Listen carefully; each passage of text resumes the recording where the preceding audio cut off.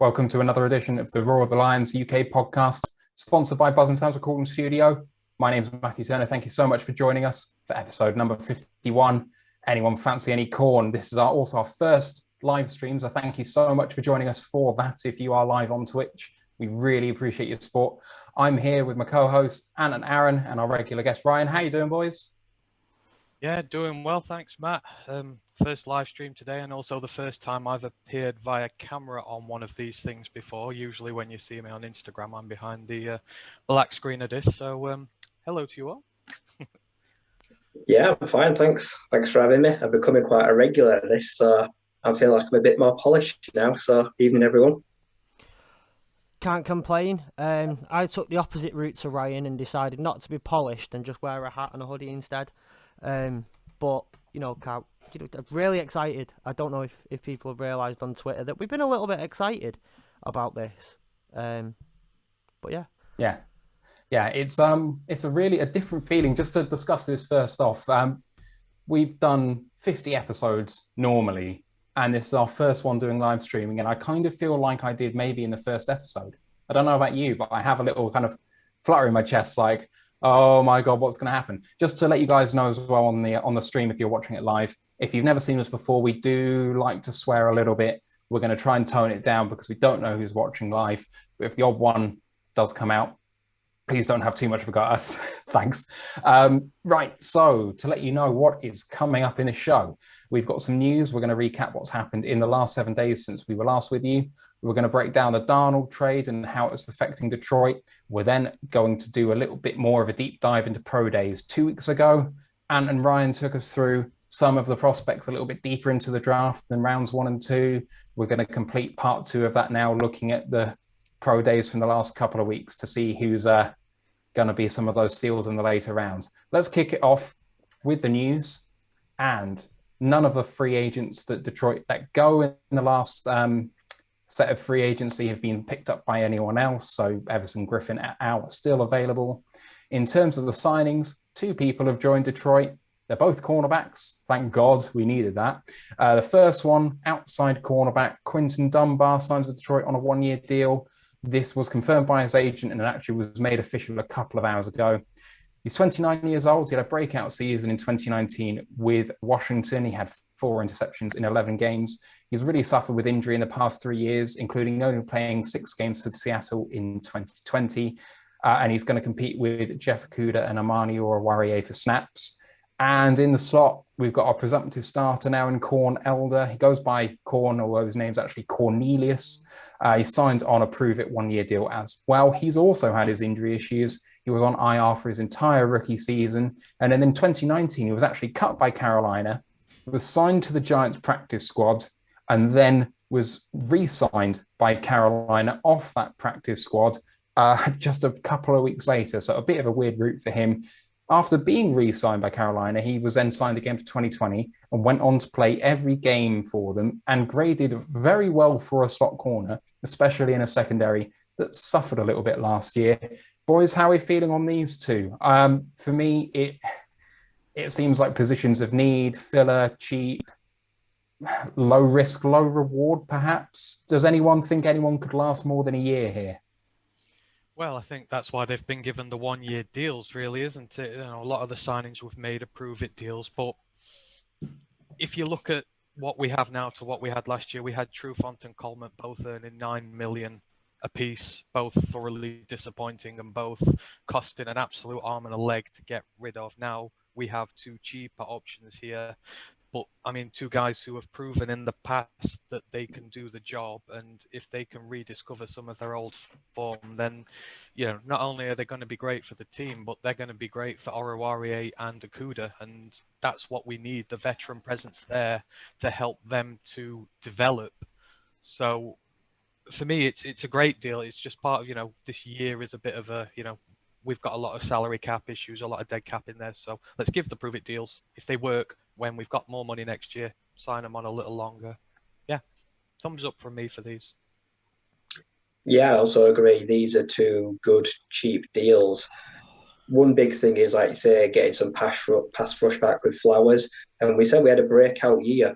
like say 2 years ago for Quinton Dunbar, 4 interceptions. So that guy can play the ball. He has eyes for the ball. So if he is able to react a little quicker, not have to cover so well, I think he will flourish. And I think he will be biting away at the ankles of Amani and Akuda to take away some of those snaps. But it's nice to have someone to rely on, because Akuda last year, he had to play for quite a lot of injuries. He felt at some points where he had to stay out there because we had such a small lack of depth. But right now, if we can address these 2 or 3 agents, which we have, that could potentially free up a draft pick for somewhere else. So it's the winners for me. Low risk, low reward. Yeah, I don't know. It's hard to answer. I think I mentioned this a week or two ago when I said essentially what we've got is these prove-it guys who, look, if they don't work out after a year, tough, it is what it is. If they do, great. And it's almost, I guess, not impossible, but, you just don't know with some of these guys that we are bringing in, whether they will be turn out to be long-term or not. And I don't want to really put that down on it and say who will or won't be, particularly without repeating already, particularly what Ryan's just said either. Fair. I think that they can actually be low risk, high reward. I think that it's all about injury. If they can avoid injury, I think these guys are actually going to contribute quite heavily. I expect Dunbar to be our cornerback 2. I think he'll beat out Oruwariye.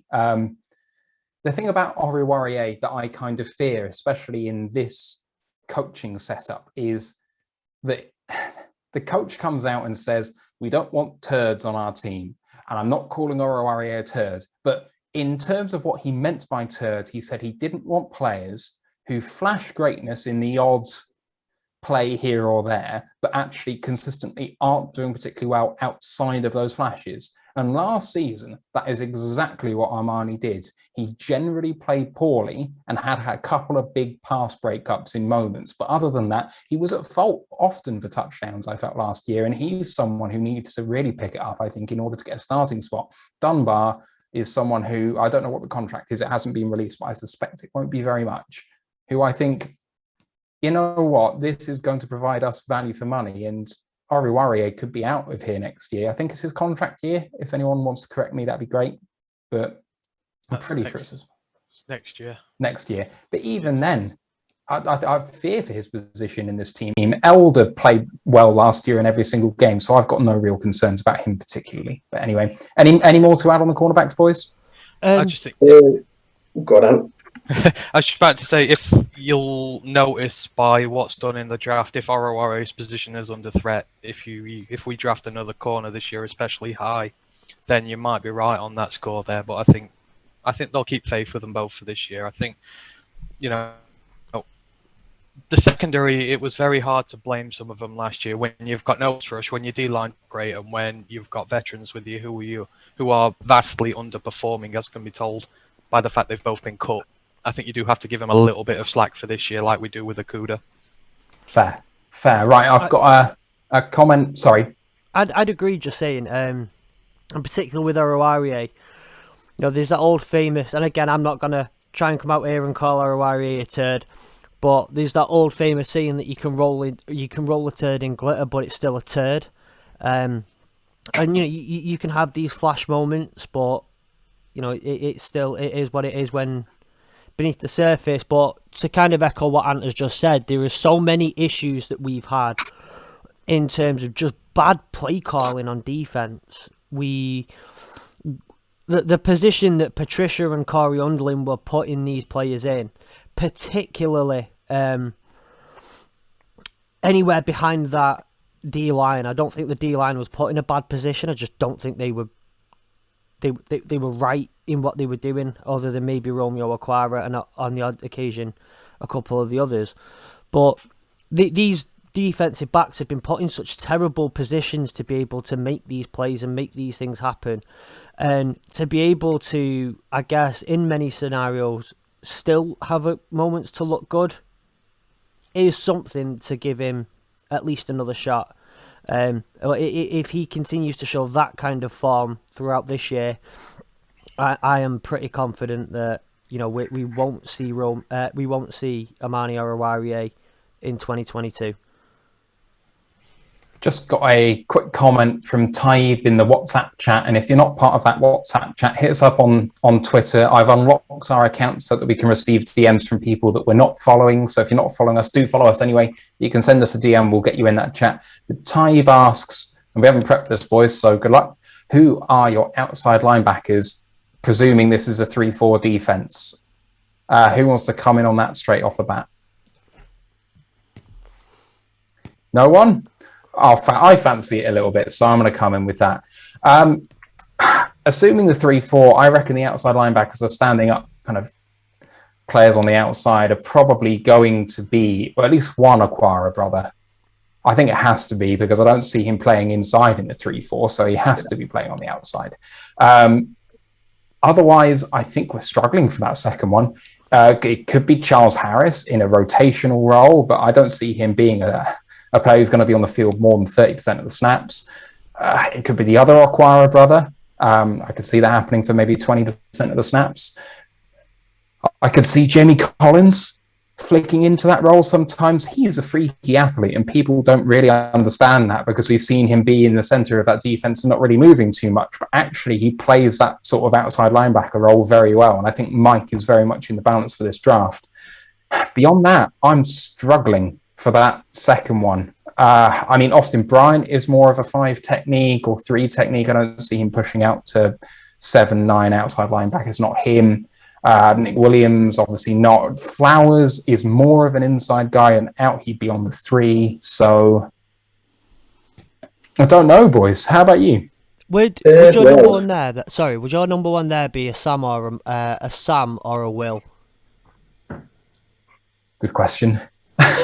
If I'm honest, in terms of the linebackers and in terms of exactly what they mean, I've never quite got my head around it, I have to confess.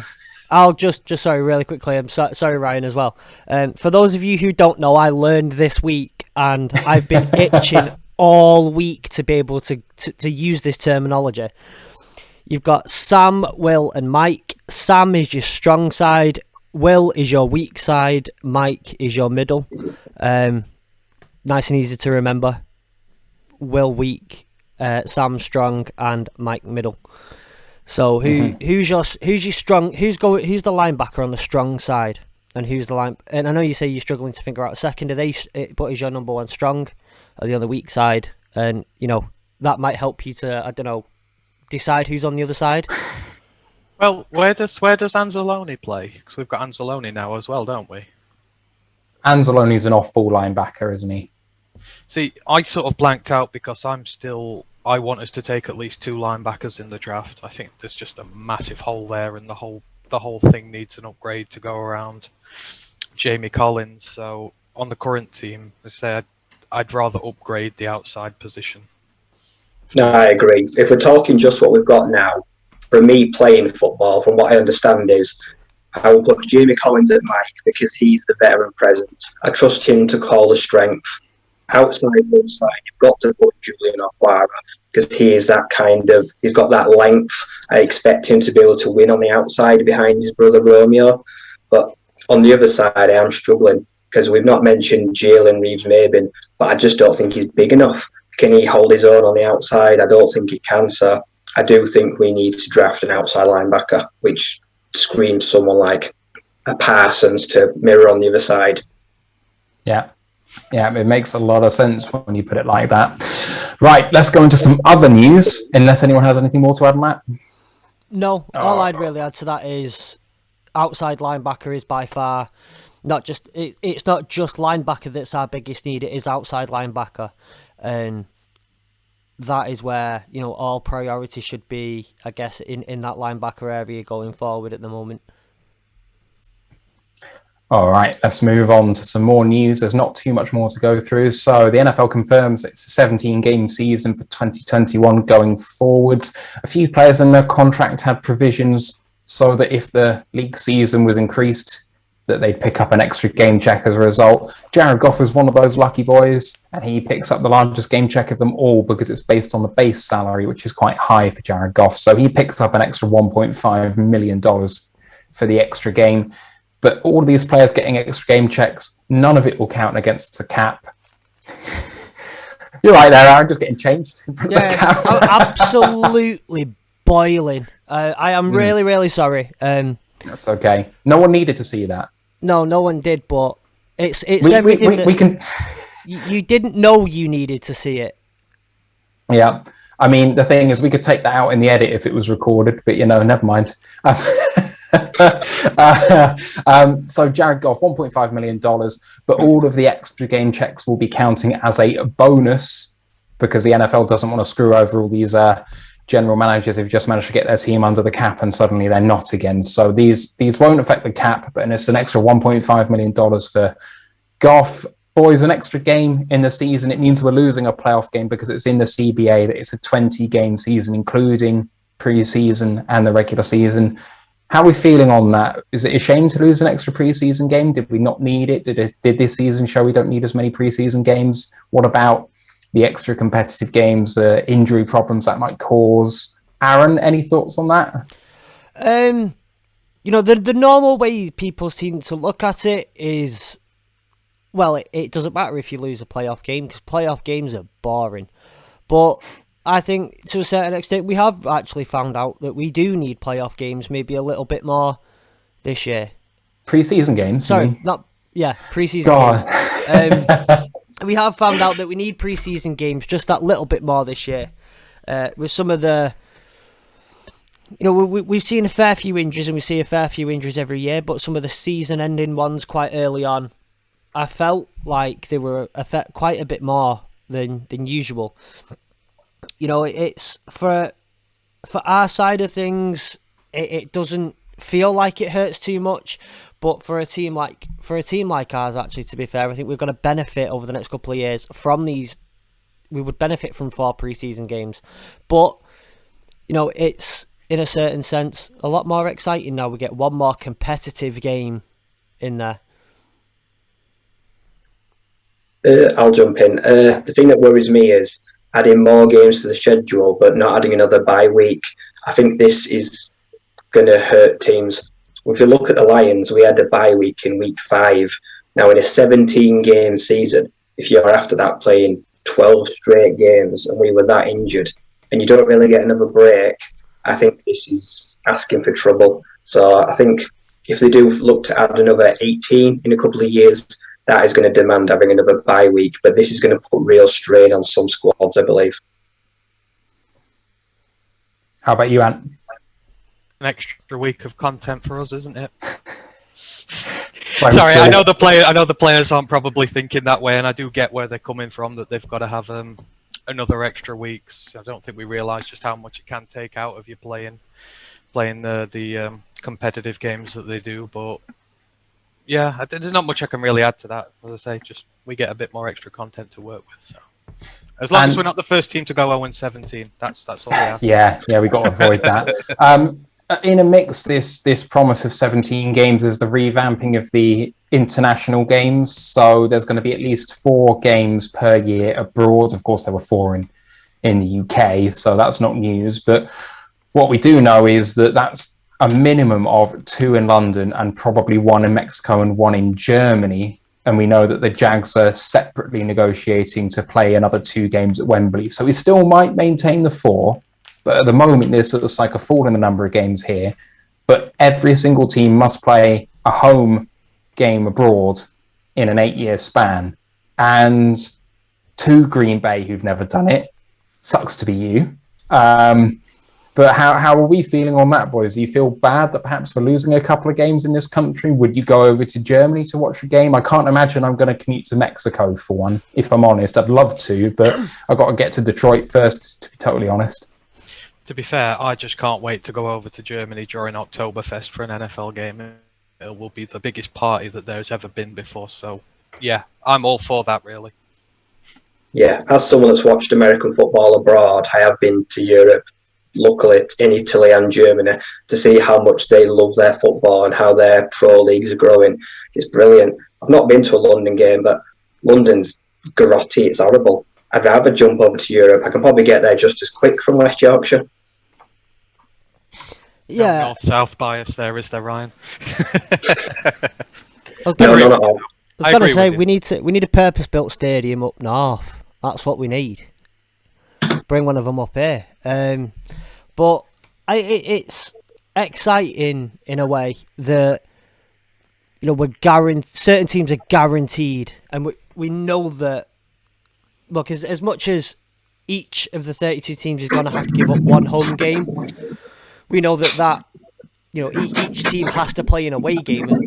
There has to be an away team within that, and no team is going to be forced to play one away game as well, or they're going to be forced to use one away team. So, the chances of seeing teams like the Lions come over more than once, whether that's for one home game and one or two away games, is really exciting. From the perspective of as a Lions fan, it's a bit sad about potentially losing two games, particularly as the stadium that's gaining or kind of have the only two games is the smaller of the two as well. So essentially, you're losing out on that's about 50,000 seats over the two games. I believe it's about a 25,000 seat difference between the two stadiums that we've got in Wembley and Spurs. Correct me if I am wrong, somebody. That's right. Yeah, so that's a bit sad, considering that those tickets are going to be even more gold dust, considering there's only two games and 50,000 less seats over those two games. But it's exciting for the NFL. I would absolutely love to get over to Germany. To be fair, I just love at this point to get out of the UK at any point. I would go, I don't know, I'd probably visit the Middle East at the moment, Syria or something like that for a holiday. I'm just desperate to get out that much. So it's exciting. It's exciting on so many levels, but I don't know, I can't help but feel as a Brit to be a little bit, Yeah, I'm praying that the Jags will get their couple of games, and I think it will happen. Khan is keen on it, isn't he? So fingers crossed for that. I'm actually pumped that the Spurs Stadium's getting the two games guaranteed from now on, because it is the best stadium I've ever been to. And as a loyal Liverpool fan, saying that kind of pains me when I went to Anfield so much last year. But that Spurs Stadium is incredible. The acoustics make it sound louder than Wembley, much louder. You're closer to the action higher up because it's steeper. The bars are longer. There's more availability of bars. There's better food. There's a brewery inside the stadium.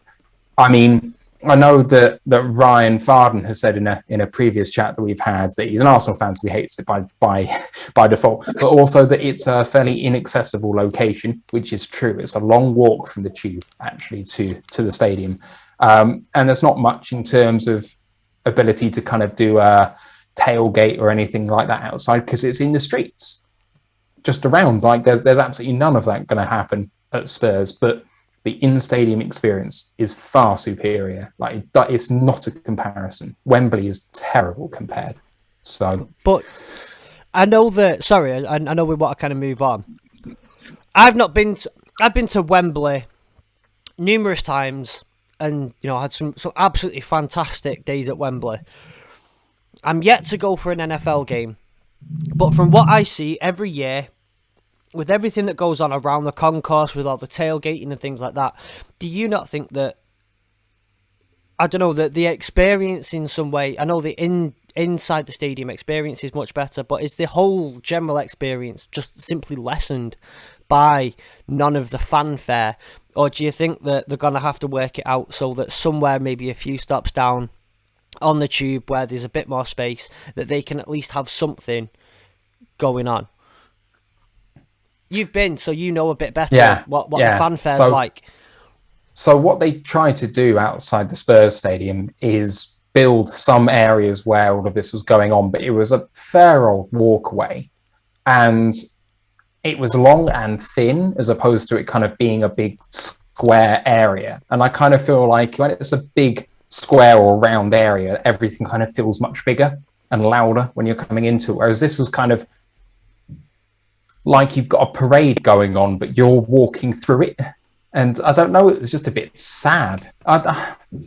It was fine. It did what it was meant to do, but it just wasn't as good as it has been at Wembley, which has the kind of larger open spaces that you do have. I do lament the fact that actually you don't have a kind of American-style parking lot all the way around the stadium, because I think that would really foster a good environment. I can imagine in a stadium like that you'd have people doing the kind of combine drills and stuff, which are all set up when the NFL draft is going on.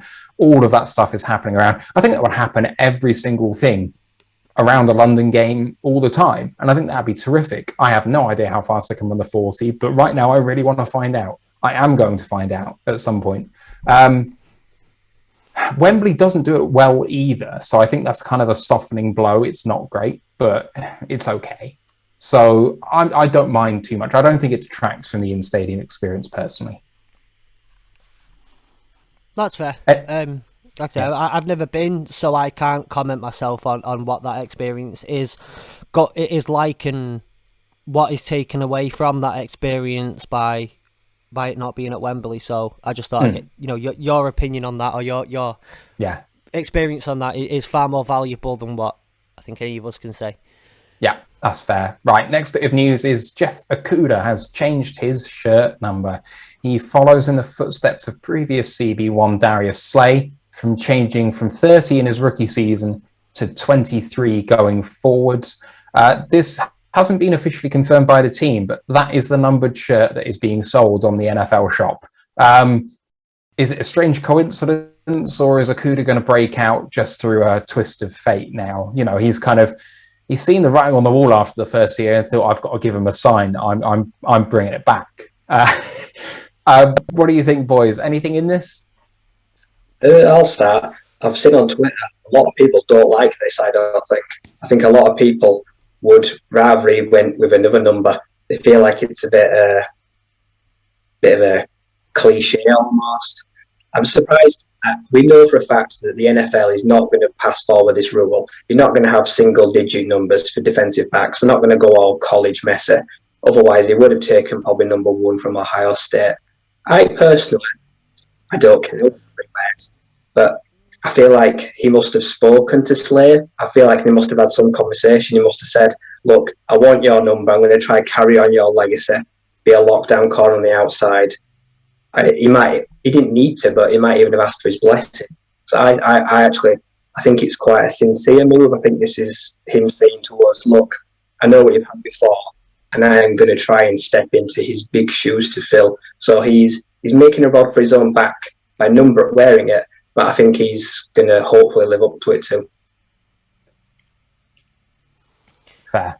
It's not like the number's retired, and at the end of the day, well, I don't want to really kind of portray and push forward just an agenda here, but numbers, apart from to the person, they did mean a sweet nothing. It's just literally a number on your back. What matters is what he does on the field.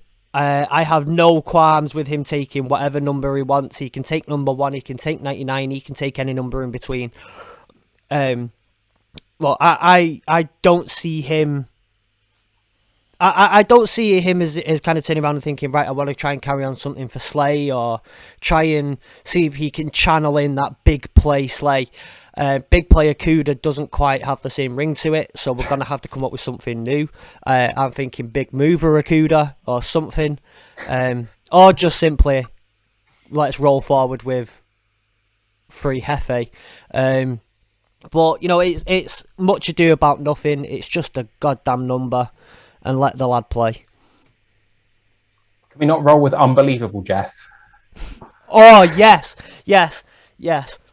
I'm sure Americans have no idea what that is, but no, never but Google mind. it. Just Google unbelievable Jeff. Please do.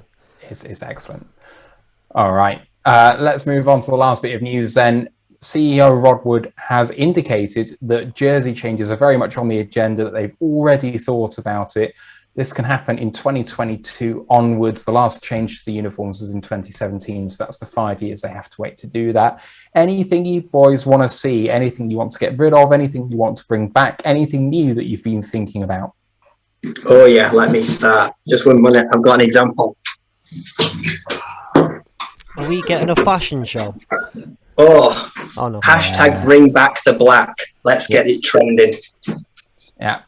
I want black and blue back because it was a brilliant alternative. At the end of the day, everyone knows it's all about black D, you know? Black and the D. Oh, I didn't think I'd get Aaron to walk off, but there we go. And how are you feeling on this? Anything you want to get rid of?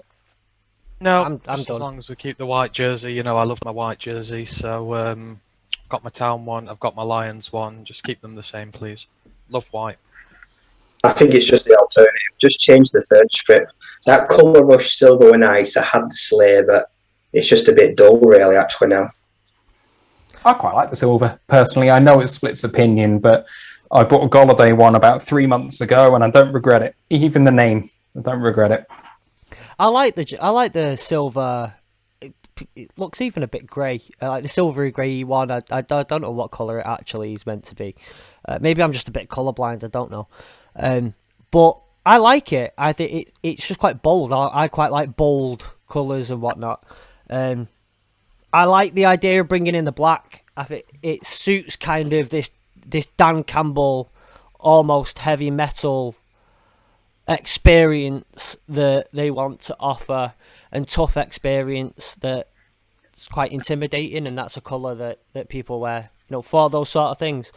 But I think the one thing that gets me, and I don't want to, I don't know, maybe I'm just bringing in some of our own sporting culture into it. I just still think it's crazy that they have to wait every 5 years, and we're getting 3 or 4 different soccer jerseys put in front of us every year.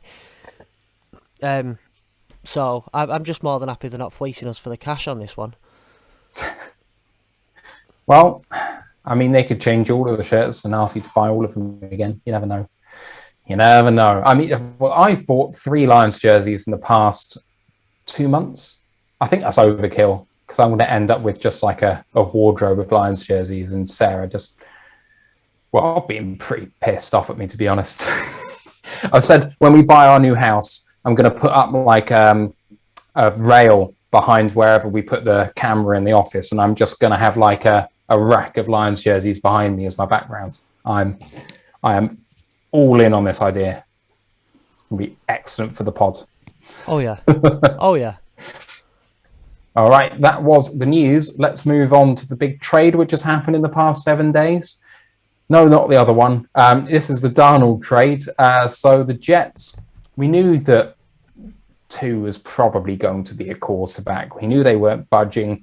All the signs pointed to Zach Wilson at quarterback. And the only thing stopping everyone from going, it was 100% going to be that, is that Sam Darnold was still on the team. But he's not anymore. He is gone. Former number 3 overall pick Sam Darnold has been dealt to Carolina for 2021 6th and 2022 second and 4th round picks. In terms of the trade itself, before I move on to Detroit, is this a good trade for the Jets? Is it good for the Panthers? Is it good for Sam Darnold in the long term? And let's start with you, man. Yeah, for me, this mimics the Goff Stafford trade a lot, in which I think both teams really have won from this. I think the Jets have got a good return for Darnold. Obviously, they got the 2nd and the 4th next year. They've got the 6th this year. I believe they've got 21 picks in the next 2 drafts now, with 7 of them in the top rounds. So they're going to get the future quarterback this year, and they're going to be able to put a lot of weapons around him. And obviously, Darnold's not going to be there, you know, causing them any problems anymore, which is fine. But in terms of Carolina, they were, if they wanted a top QB in this draft, odds are they were going to have to move up anyhow and give away draft capital, maybe similar to what they have for Darnold. But I think we've not even been close to seeing the best of Darnold yet. I think he's been let down a lot in New York. He's not had great receiving cores to work with. His O-line's been trash. I know some of it's on him. He has problems with his ball retention, you know, giving it away. But I think he's going to be in an area. Matt Rule is really high on him, and I think he's really going to look after him there. And if they can get him playing, to the level of the number 3 pick that was invested in him in the draft, then they've got a steal for a 2nd, a 4th, and a 6th. So, yeah, I think it's benefited both teams well, and I think Darnold will do really well there. They've got a good receiver core. They've got Samuel. They've got Moore. They've got Anderson. They're now at 8. They can maybe get Pitts. They can maybe get Waddle. They could maybe get Chase. They could have a fearsome offense because they've got McCaffrey back this year as well. So, yeah, good business for both teams. And, it's good for our mock drafts now because Darnold was the one we were waiting on for all the other dominoes to start falling so we can guess a little better. How about you, Ryan? I've got to agree. I think Darnold is the biggest winner out of this. As Ant says, he's now got, you could argue, maybe a top 11, 10 receiving core. He's also managed to land with Joe Brady, an offensive coordinator, who people believe within a year or two will be leaving anyway to be a head coach. So he's now got him, and Matt Rule can take him under his wing. Like, I believe it was Charlie Brewer at the Bale. Like, Matt Rule wants a young quarterback. And Sam Darnold just needs an arm around him. He's had a rough time in the Jets. We've seen splash players. We've seen some of his potential, but he's been held back.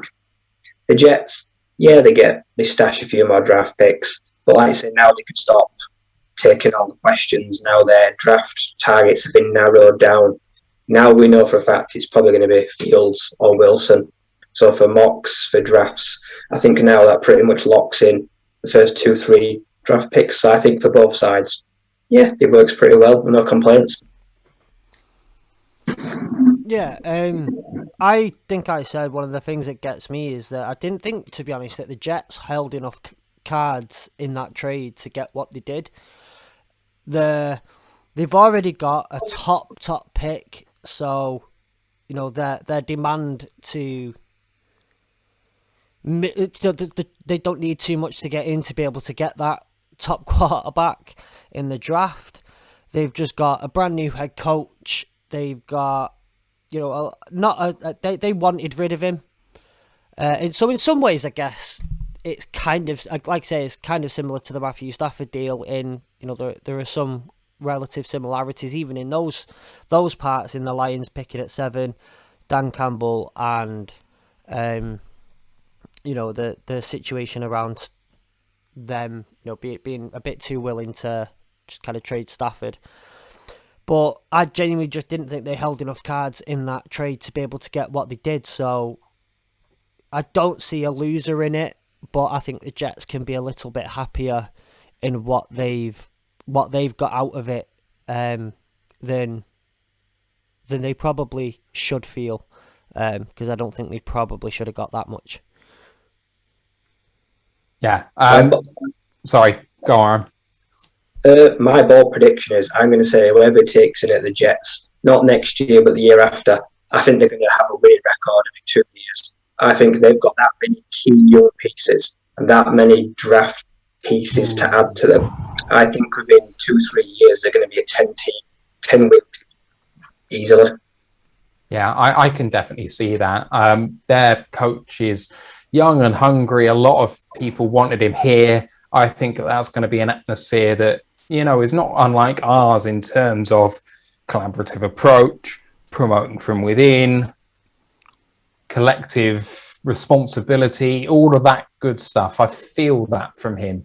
And with all the draft capital they have, with all the deadwood they've gotten rid of, I think they're primed for a move in 2022. Absolutely. Just on my thoughts on the actual trade, I think it's a good move for all parties, but I still think it was overpayment slightly. Now, the amount of capital giving up isn't actually that much. But uniquely for this 1 year, 2022 picks are almost as valuable as 2021 picks. I know that everyone's in the same ballpark in that, not as much scouting has happened and the combine hasn't happened and what have you. And all the teams are like that. But that just means there's more luck involved and less certainty. And you get a pick next year with more certainty, unless you're in a win-now mode, which maybe Carolina is, but the Jets certainly are not, and we are not, that I'd almost be happy trading back to 2022 picks at similar value to 2021 picks, which obviously wouldn't be the case in a normal year. The conventional wisdom is that you go down a round and they're of equal-ish value. So a first in 2022 is a second in 2021 and so on. This would then say that the value of this trade was a third, a fifth, and a sixth.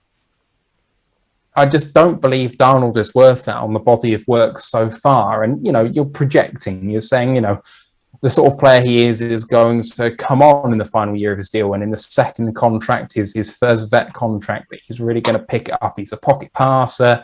And when you can't escape with your legs, it's about recognizing the defenses and just kind of going on instincts that you know what's going to happen in this sort of situation, which takes a long time to develop.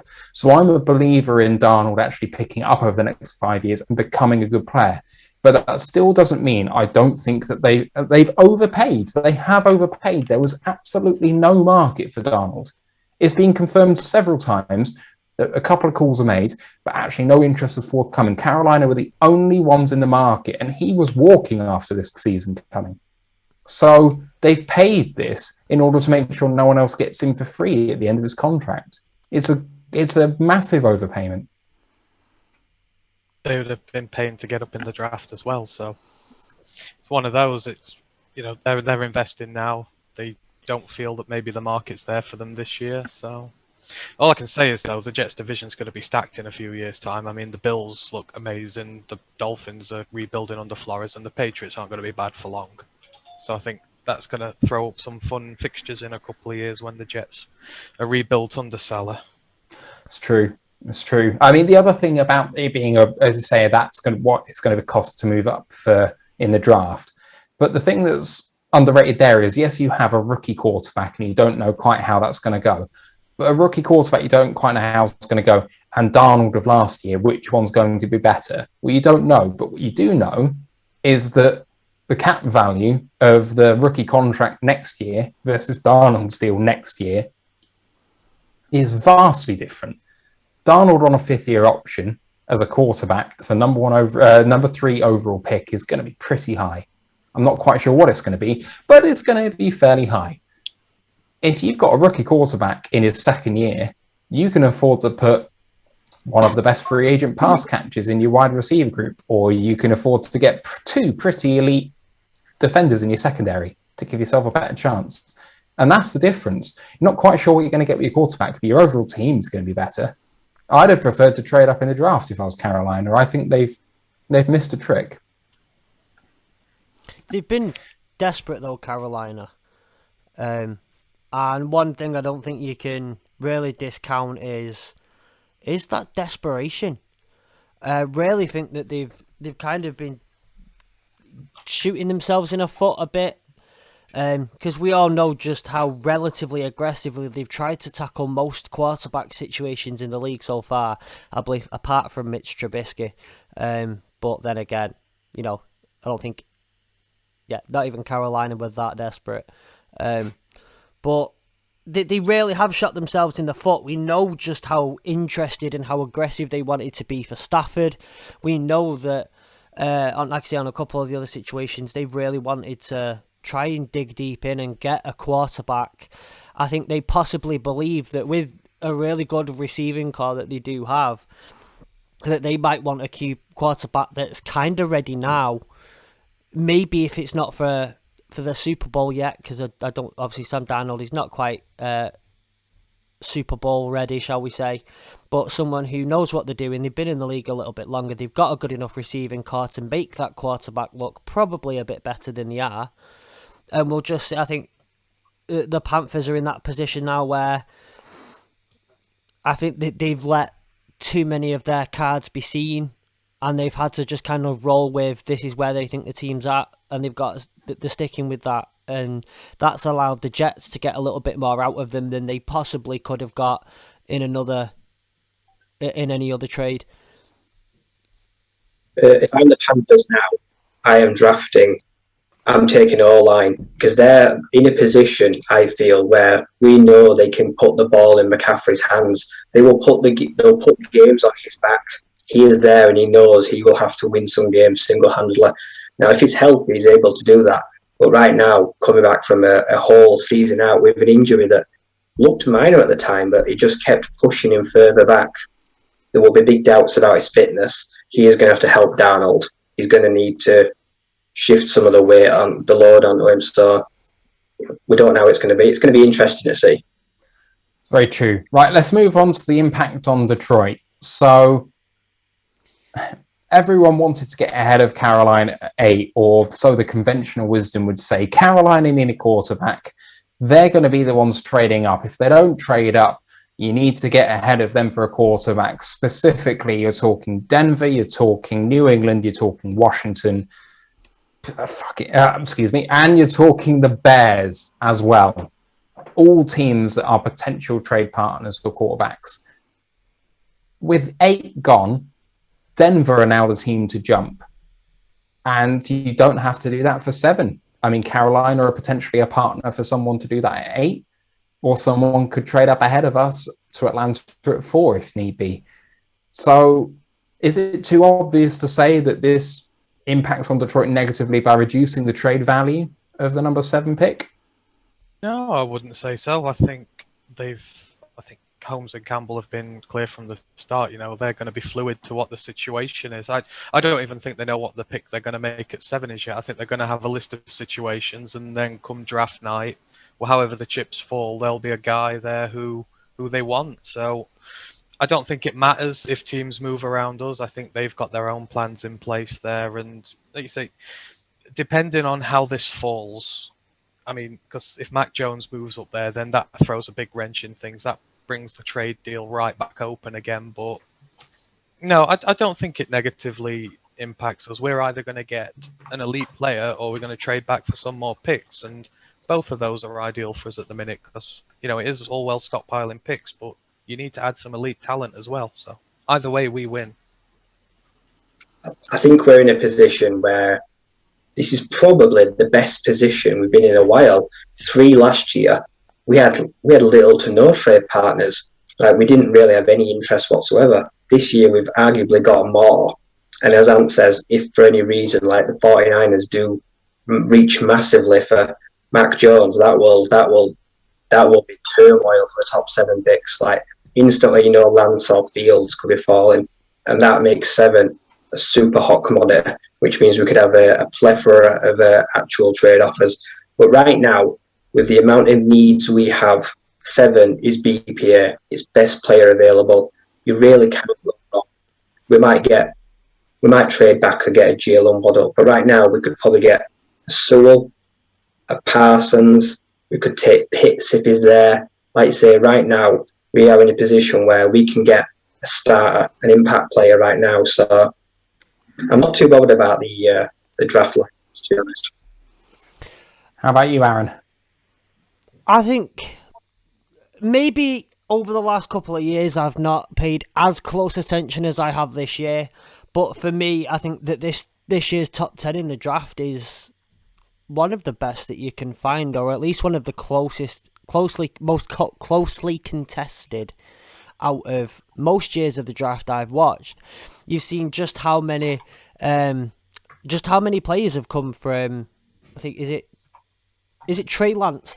Or Mac Jones, sorry, who was, you know, only a few weeks ago being picked as maybe a late first rounder, now in the top 2 or 3.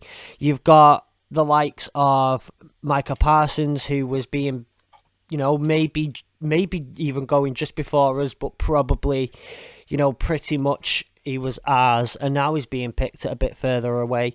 And maybe, I don't know, with the difference in the pro days and whatnot, that everything just seems a bit less solidified as well. As well, being at number 3 last year, it was so long that we knew we were getting Jeff Akuda. I think we'd all stopped looking at other first-round draft prospects. But this year, like I said, it's just so open. It is just so open, so that the value at 7, no matter what, in almost any position, is high. So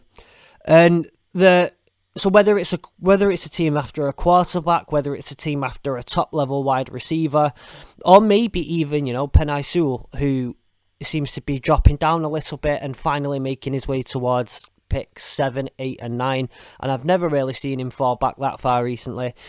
There is going to be so much value at number 7 that there is no way that this can devalue our pick or have any sort of knock-on effect, just because there's too much there. So I think that we still hold so many cards and so much into it that so we hold so much with pick number 7 that we can't really go wrong.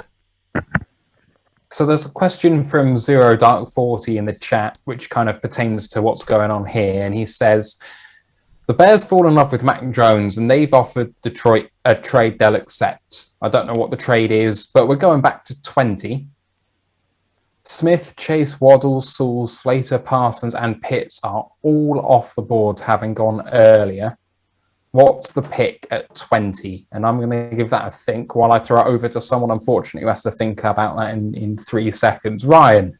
Yep, I'll take that pick. For me, I'll go 3 ways. I will take Trayvon Moehrig. I will take the best safety in the draft, one, because he's an instant starter and he is going to be a good anchor on the end of the secondary.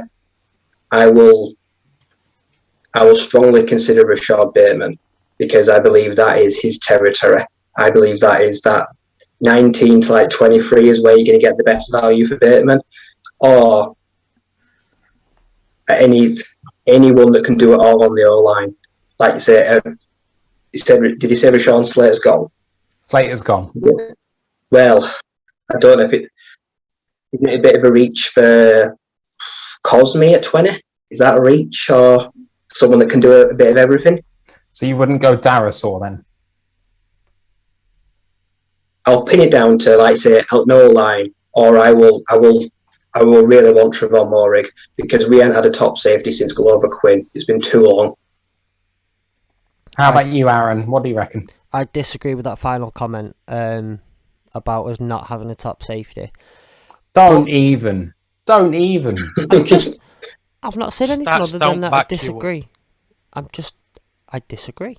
I'm allowed to disagree. I'd take Rashad Bateman. If all those are off the board, I'm taking Rashad Bateman. Okay. Fair enough. Ant? I'd take Jock. I still want a linebacker, and I'm hoping he's still there, so I will take Jock, but I'm only trading with the Bears if they're going for Mac Jones. If there's anyone else, I'm telling them to go away. But if we can fleece them to move up 12 spots for Mac Jones, then I'll laugh till this time next year because they'll be reaching big time for him. Oh, it's going to take a big trade. I'm going to want a decent haul to move back 13 spots, especially with a rival. Yeah. Oh, if it's the Bears, I would anticipate something like 20, their first next year, and their second this year as well, maybe. I tell them to cough up what they were coughing up for Wilson. If they want him that 3 first-round picks? Yeah, no chance. That bad, they can have him. Okay. In my answer to the question, there's a few candidates for me that I would really be tempted by. I know it doesn't really fit with our defense, but he's an absolute freak. If Kwity Paye is still there, I'd love him. Now, I think he might be gone by 20, so I'm going to say that that's not going to happen. Moehrig, I'm with Ryan. I would love for that to happen. Ojulari, I think, fits a 3-4 a bit better. That would be a really nice pick at the position. Bateman is the other one that's obvious. If Jalen Phillips hasn't gone by then and medically is cleared by doctors, then I am running that pick in so fast. He has everything you want in an edge rusher, and I think without those medical issues would be a top 5 pick. But until he's cleared by a doctor, I wouldn't be taking him in the top 2 rounds. I just don't think he's worth that sort of risk if one concussion is going to make him retire, which, for all we know, could be the situation right now. So that's where I'm at with pick 20. He's got another question, which is to Ryan, and he says, would you want to try and wait and get Javon Holland in round 2? No, I don't have him in my top. In round 2, I'm willing to take a flyer on the small but feisty Darius Washington. I like him. I think he is going to be someone that is going to surprise a lot of people, despite his size. But for me, I'm not overly keen on Holland. I'd rather skip round 2, go to 3. I'm taking someone like Divine Diablo or Andre Sisco. Sisco, I think, could be great value in the end of the second or the early third. Fair. Right. Okay, so that concludes the trade chat, and I'm going to throw it over to Ant and Ryan to take us through the pro days. So, Ant, take it away, man. Yeah, cheers for that, Matt. So, yeah, basically 2 weeks ago we did the first segment of our Pro Day feature where we had a little look about what the Lions are doing, where they've been seen, and me and Ryan picking out some prospects that we like and discussing them at large. So that was the 23rd of March we got up to. By that point, we'd seen the Lions at 19 different locations. Since then, they've been very busy. We've found them another 40, so as I did last time, I'm going to go through them with you. I'll not take so long over it. I'll probably just say where they've been and focus on some key places and some key players and throw it open to you guys, see what you think about them. And then we've got a few other bits to move on to. We'll look at some more prospects as well. So basically where the Pro Day scene's at now, it's nearly over. There's only 5 left to go. That's at Texas Tech, Ball State, Houston, Rice, and UAB, and looking through their prospect list, I don't think there's anyone there who's going to be bothering the Lions too much. So I think it's, we can sort of make our conclusions now and see what we've got going. So, as I say, I'm going to go through the places where the Lions have been, some of the players they've been looking at. If you want to look at some of the tape of these guys who we might be interested in, you can usually find all the highlights on YouTube. Just go in there, have a little look, see what you think about the players, or the group I use on Twitter, NFL Draft Diamonds.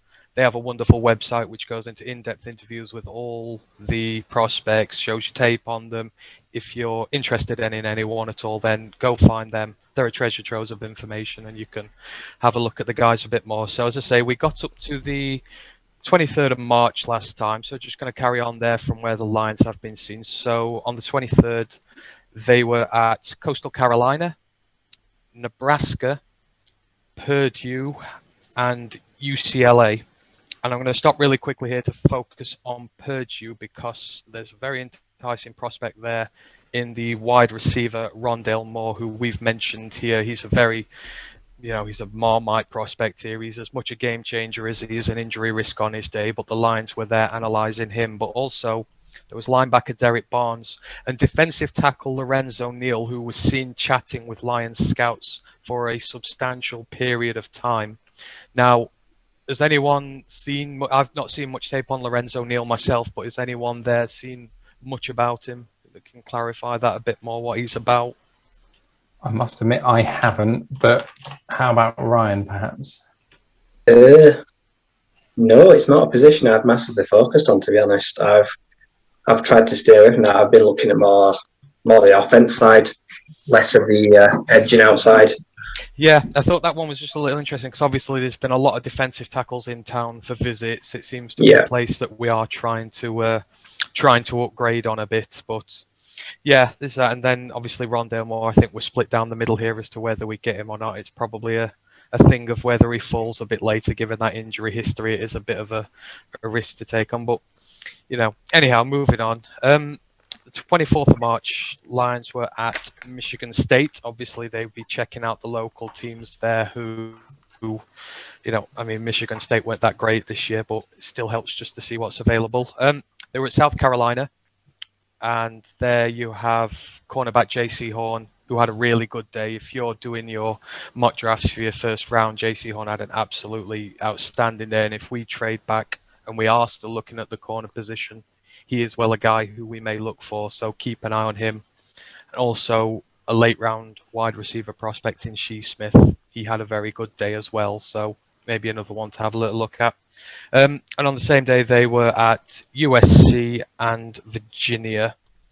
Then on March the 25th, Lions were at Georgia Southern to take a look at an edge, Raymond Johnson III.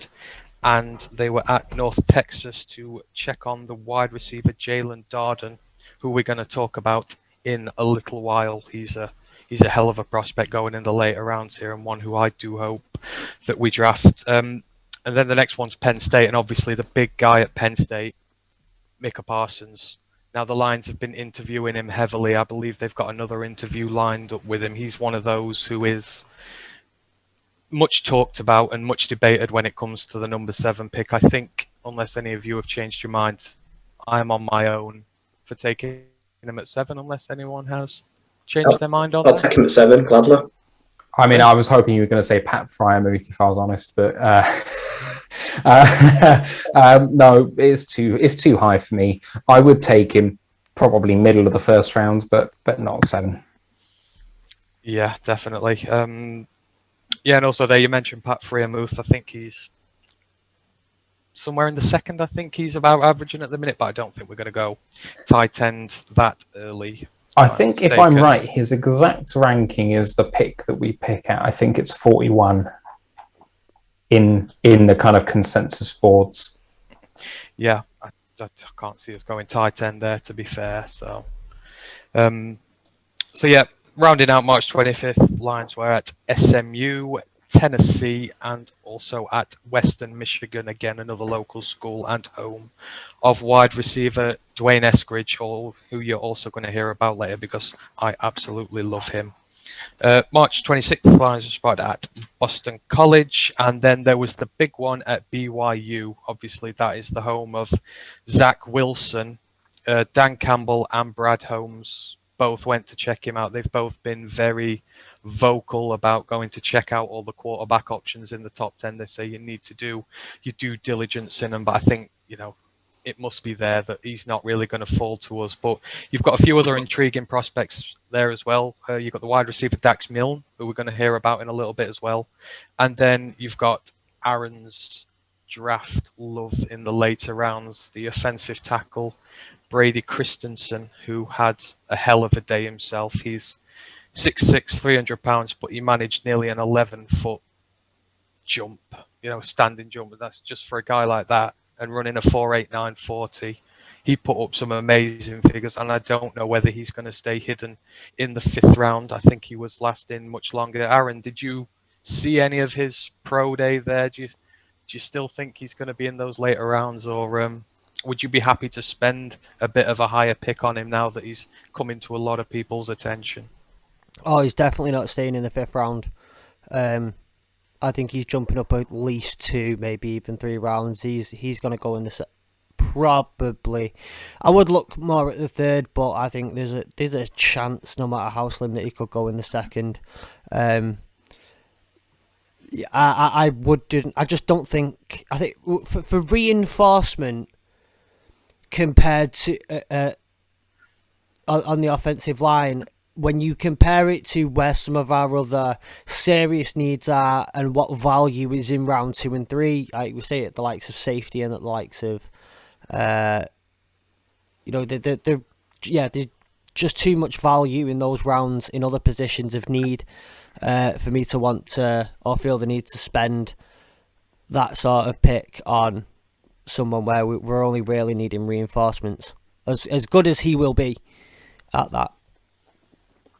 Just to let you know, in the consensus board I've been building, last month Brady Christiansen had an average draft position of 131.7. He's now at 90.5. He's jumped up 41.2 places on average. His lowest draft position is 108. His highest is 78. So quite consistently ranked in that sort of 80s, 90s sort of area. It's a meteoric rise. I know he is PFF's number 1 ranked tackle for last year in a fairly good situation. I know he's probably going to get kicked into guard, but that's a massive leap from just a month, and all that's happened is a pro day. I know he spanked it, but still, that's massive. I think far too rich for my blood. That's too big a jump for me. I can't take it before. Unless we've got an extra 3rd, if we do trade back, I'm not taking him anywhere before the end of the 3rd. No higher than that. Just to put this into context, he's now higher than a Lynn McNeil. Oh, yeah. I know which one I'd be drafting first out of those two, but it makes you think Campbell and Holmes may have been there for somebody else, but it remains to be seen. For me, sorry, with Brady Christiansen as well, though, like I'm going to speak probably quite a bit over the next couple of weeks about a couple of different things in where I still don't feel comfortable with the draft and college games and whatnot, because there's what you see on game day and the different things like pro days when you're not playing in game day situations, and this year where it seems to be a lot more relaxed, you're gonna naturally just get better results than probably you were realistically likely to see. And I think from what I can see from Brady Christiansen, where his pitfalls are, I think they were masked a bit by the fact that it was a pro day and he wasn't in full game day mode, and that's allowed him to maybe run up a little bit of better scores. So it's things like footwork, it's things like just the speed of some of the movement, the way he sets himself, are a lot easier to get right when you're doing a pro day. So I think that might just be a little bit of a mask on some of those things. Like I say, I do think he's he'll be a fantastic reinforcement on all four different O-line positions that aren't centre. But yeah, just for me, that's just it's too high for someone who would literally come in for reinforcement, and I think that's all he realistically would be, at least for a couple of years, is just reinforcement. Yeah, no, that's absolutely fair. I agree there. Right, I'll move this on because we've still got a few more to go through. So, next on the same day, they were watching the Michigan Wolverines, obviously the more successful of the Michigan teams last year. Not that was saying a great deal. So there you've got the edge Quitty Pie, who we've already mentioned. He's probably going to go quite high in the first round. You've got the linebacker Cameron McGrone, and the one to watch, wide receiver Nico Collins. Now, Nico Collins was very chummy with Lions scouts during Senior Bowl week. There was a lot of interest in him there, and I've also been able to find out that they have another pre-draft visit with him. So they're going to have another interview. So there is a lot of interest there in Nico Collins. So that is going to be a name to look out for there. And rounding out the 28th, they were also at Virginia Tech. Now, there were a few guys there. There was David Sears, our director of college scouting, and Jay Morocco, one of our area scouts. Now, there you've got Caleb Farley, the cornerback. You've got the offensive tackle, Christian Darrisaw, the running back, Khalil Herbert, who I believe is going to get mentioned later, and Ryan's favouritely named person, the safety, Divine Diablo. So those are a few more names to keep an eye on as well. That's a few guys to send there to... I'm not sure who they might be looking at. I suppose all of them could be in play, actually, given what some of our needs are. Moving on to March the 29th, there's quite a lot more here. So they were at Duke.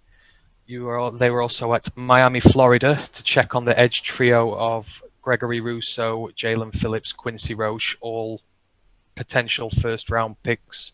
So again, if we're trading back, you maybe look at one of those guys who could well be coming to the Lions if they're there. And also North Carolina that day. Now, this is another really interesting one because Deuce Staley went down to North Carolina. Obviously, he's our running back coach and he's our assistant head coach. Now there, you've got the two running backs, Javonte Williams and Michael Carter, one of those who we're going to mention in a little bit. And you've got the linebacks, Chaz Surratt, the wide receivers, Daz Newsome, and the wide receiver, De'Ami Brown. Now, just to stick on North Carolina here a minute, Williams and Carter are both expected at the end of the first, maybe the beginning of the second.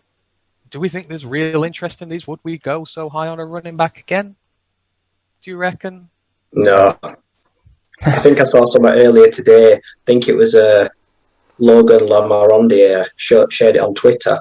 It goes back the last 10 years, and it's like the percentage of picks spent on position. And the Lions have used like nearly 11% of picks on like top running backs in the last 10 years or something stupid. And then a lot of them have not turned out. We can't keep having misfires on high pick running backs. So no chance. No chance for me as well. The thing is, there's perfectly good undrafted free agents you can pick up. And I've actually spotted one who had a pro day recently, which you might come to shortly. And I'm going to pick someone out. Now, I think we should pick out as an undrafted free agent. So, Nope, yeah. Yep, definitely.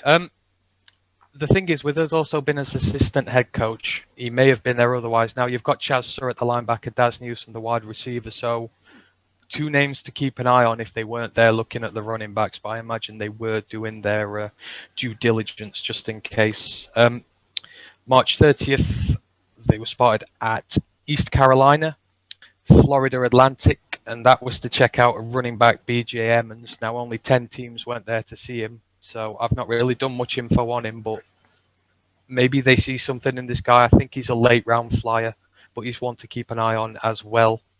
And then rounding out the day, they were at Louisville, Ohio State. Now, Ohio State was a big day for us. Chris Spielman himself, our chief exec, went down there, and Ben Johnson, the tight ends coach, but he was our quarterback quality assessor, I think was his title last year. He was definitely to do with the quarterback room, and obviously there is Justin Fields. And now we were talking before we came on air. There's a real shot that Justin Fields falls to 7 now, and I know in my case, I really don't want us to draft a quarterback because Jared Goff's here. But is there anyone else like me who, if he's sat there and we pick him, are not going to be happy? Because low-key, I'd be delighted. I wonder if they were preparing for this possibility, because this was after the San Fran trade and after all the things came out about Mac Jones maybe going 3rd. Anyone else, would they take Fields if he was sat there at 7? Yep, I'd pretend like I'd give a bit of a frown. I'd be like, but really inside I'd be like, damn, he actually fell that far. He could be someone that could literally change this whole offense. So I wouldn't. He's not necessarily like the consensus first pick, but if he's there, I don't think you can really turn him down, to be honest. I would be waiting for the 10-minute clock to tick down to half a minute and see what everyone was offering, because I think if Fields is available, I think the trade offers are going to be good. Oh, yeah. I think they're going to be very, very good. So I think it has to be considered very, very carefully. You can't just think about this in a vacuum. It's not, do we take him at 7, yes or no? Because the third option is a big, big option there. But if you tell me that there is no trade on the table whatsoever, no one's called, then I'm taking it. I'm taking Fields at 7. And I'll tell you what, 2 weeks ago, I wouldn't have said that. But I've thought carefully about positional value. I've thought carefully about whether I think the ceiling is higher with Fields or with Goff. If it doesn't work out with Fields, you're going to find out about the same time that we're also bidding Goff off, in which case, when we need to take a quarterback to replace Goff, we're also replacing Fields, which is kind of perfect timing because we haven't wasted anything but a first-round draft pick. We could make that same mistake replacing Goff, and then all of our rebuilding has been for nothing. So I think it gives you 2 bites at the cherry. It's not the most efficient use of the pick. If Goff absolutely balls out, you might be left with the Green Bay situation where you're just wishing you picked anyone else that might have helped the team right now. But do we really think we're contending this season? If you don't, then Fields has to be on the table, because who cares whether we're competing this season?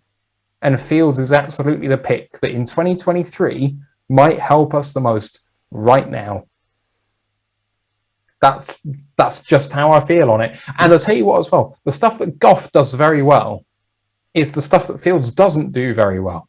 In terms of fostering a good environment, I don't anticipate Goff being that happy about it, but someone for Fields to learn from, Goff would be good at that. So I think it might be a good fit. Aaron, Fields is there. Are you taking him or not? Oh yeah. It depends also who else is on the board on just how ecstatic or not I am about it.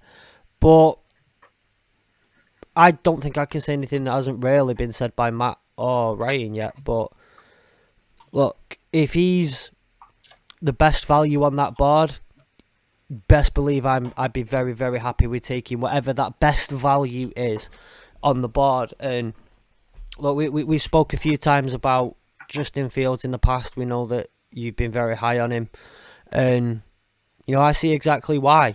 I absolutely see why, and but also I think it's at that point, as long as all avenues have been appropriately looked at, taken into consideration, and Fields is considered the best possible outcome for us in that position, then I'm all for it. Yeah, definitely. I think in my case, I do love Justin Fields. I think he's a clone of Kyler Murray and is a little bit taller as well, which is better. But I agree with Matt. We absolutely don't need to be spending this pick on a quarterback. But if we did, then I wouldn't be unhappy about it. But anyhow, we'll move the conversation on. So finishing off with Ohio State, other people we could be keeping an eye on there. You've got defensive guard Wyatt Davis, who's on the edge of the first round projections. Obviously, we need a right guard in there. And then you've got the linebackers, Pete Werner and Baron Browning. And Baron Browning is becoming very popular on Lions mock drafts, especially our own Matt's here. I know you love Baron Browning, don't you? I like his physical nature. I like his speed. I haven't seen a great deal about his instinctiveness or twitch or anything like that. I haven't watched a great deal of his tape because he wasn't on the radar until recently. But those pro day numbers are so good that even if you take them with a pinch of salt, they're still very, very good. And I don't think you can ignore someone like that. I need to go and watch some tape. I really, really do. And he's first on my list. Fair. Okay, right. I'll round out the 30th. So the other pro days lines were Texas A&M, Tulane, and Washington. Washington, obviously, the two big prospects there, Levy Onwuzurike and Elijah Molden. But I think with the two corners in now, maybe we can rule out Molden, because I know a lot of us are quite high on him, but I don't see us spending a high pick on a cornerback now that the senior guys are here. Moving on to 31st of March, Florida. Obviously, everyone's at Florida. Everybody wants to see Kyle Pitts. Everyone wants to see if he's worthy of that number 10. Number 10. He'd probably go in the top 5, possibly. I know that was attended by the top brass as well. Obviously, they've got a lot of choices to make at the first round pick there. Unsurprising that they did go to see him. And they've got a few others there. They've got Kadarius Toney, another one who's liked a lot around here. I know, Matt, he's another one you're high on, isn't he? Kadarius Toney, is he? Is he on your first round rate? Is he on your first round rate? I can never remember with him. Toney, first round radar. I mean, if he's not in my trade back situation unless we somehow end at number 30. And if we end up at number 30, I hope we get 3 first round picks in return. But he is in my sort of, if we trade down this year, then it needs to be accompanied by a trade up. So I see us picking at 7, or I can see us picking at 19 and 28, or something to that effect. So if we're in at sort of the very late 20s, very early 30s, Toney is absolutely on my radar. He is the same height as Rashad Bateman, which no one thought until Bateman had his pro day. He is absolutely someone who can play on the outside. He's being regarded as a gadget player at the moment, but he's 6 foot tall.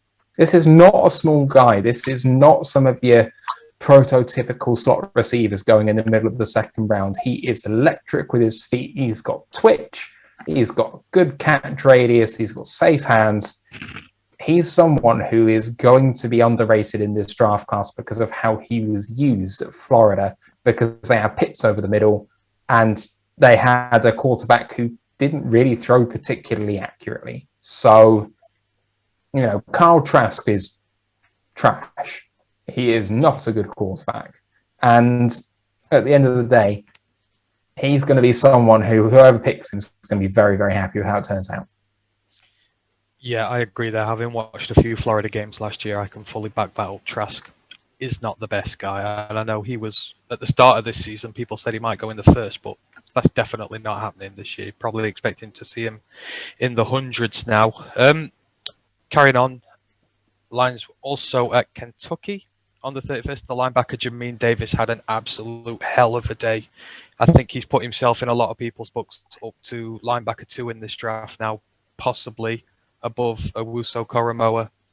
So again, a trade back prospect maybe if we do go back a little bit. If you're looking for linebacker prospects in that 10 to 20 range, he might well be there now because he had a hell of a day. LSU, they were at as well, obviously, Jamar Chase, a lot of buzz that he might be the guy at 7 if we do go wide receiver.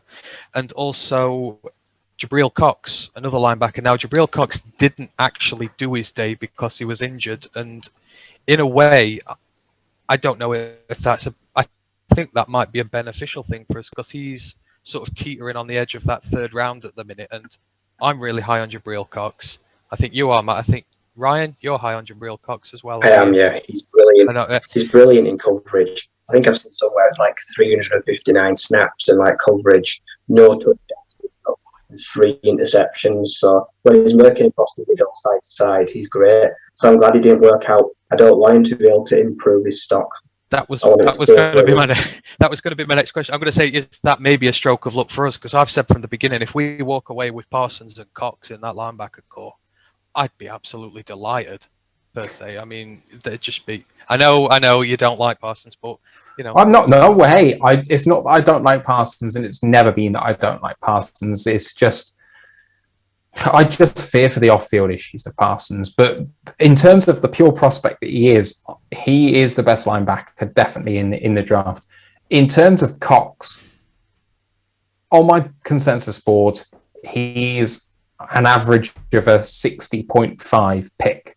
So I don't know where we're taking him. Just to put into perspective how close to that average he is in terms of everyone. The lowest he is 74 and the highest is 47. I don't know where we're taking him. Like, we can't get him at the top of the 3rd, and I'm not really sure we can take him at 41.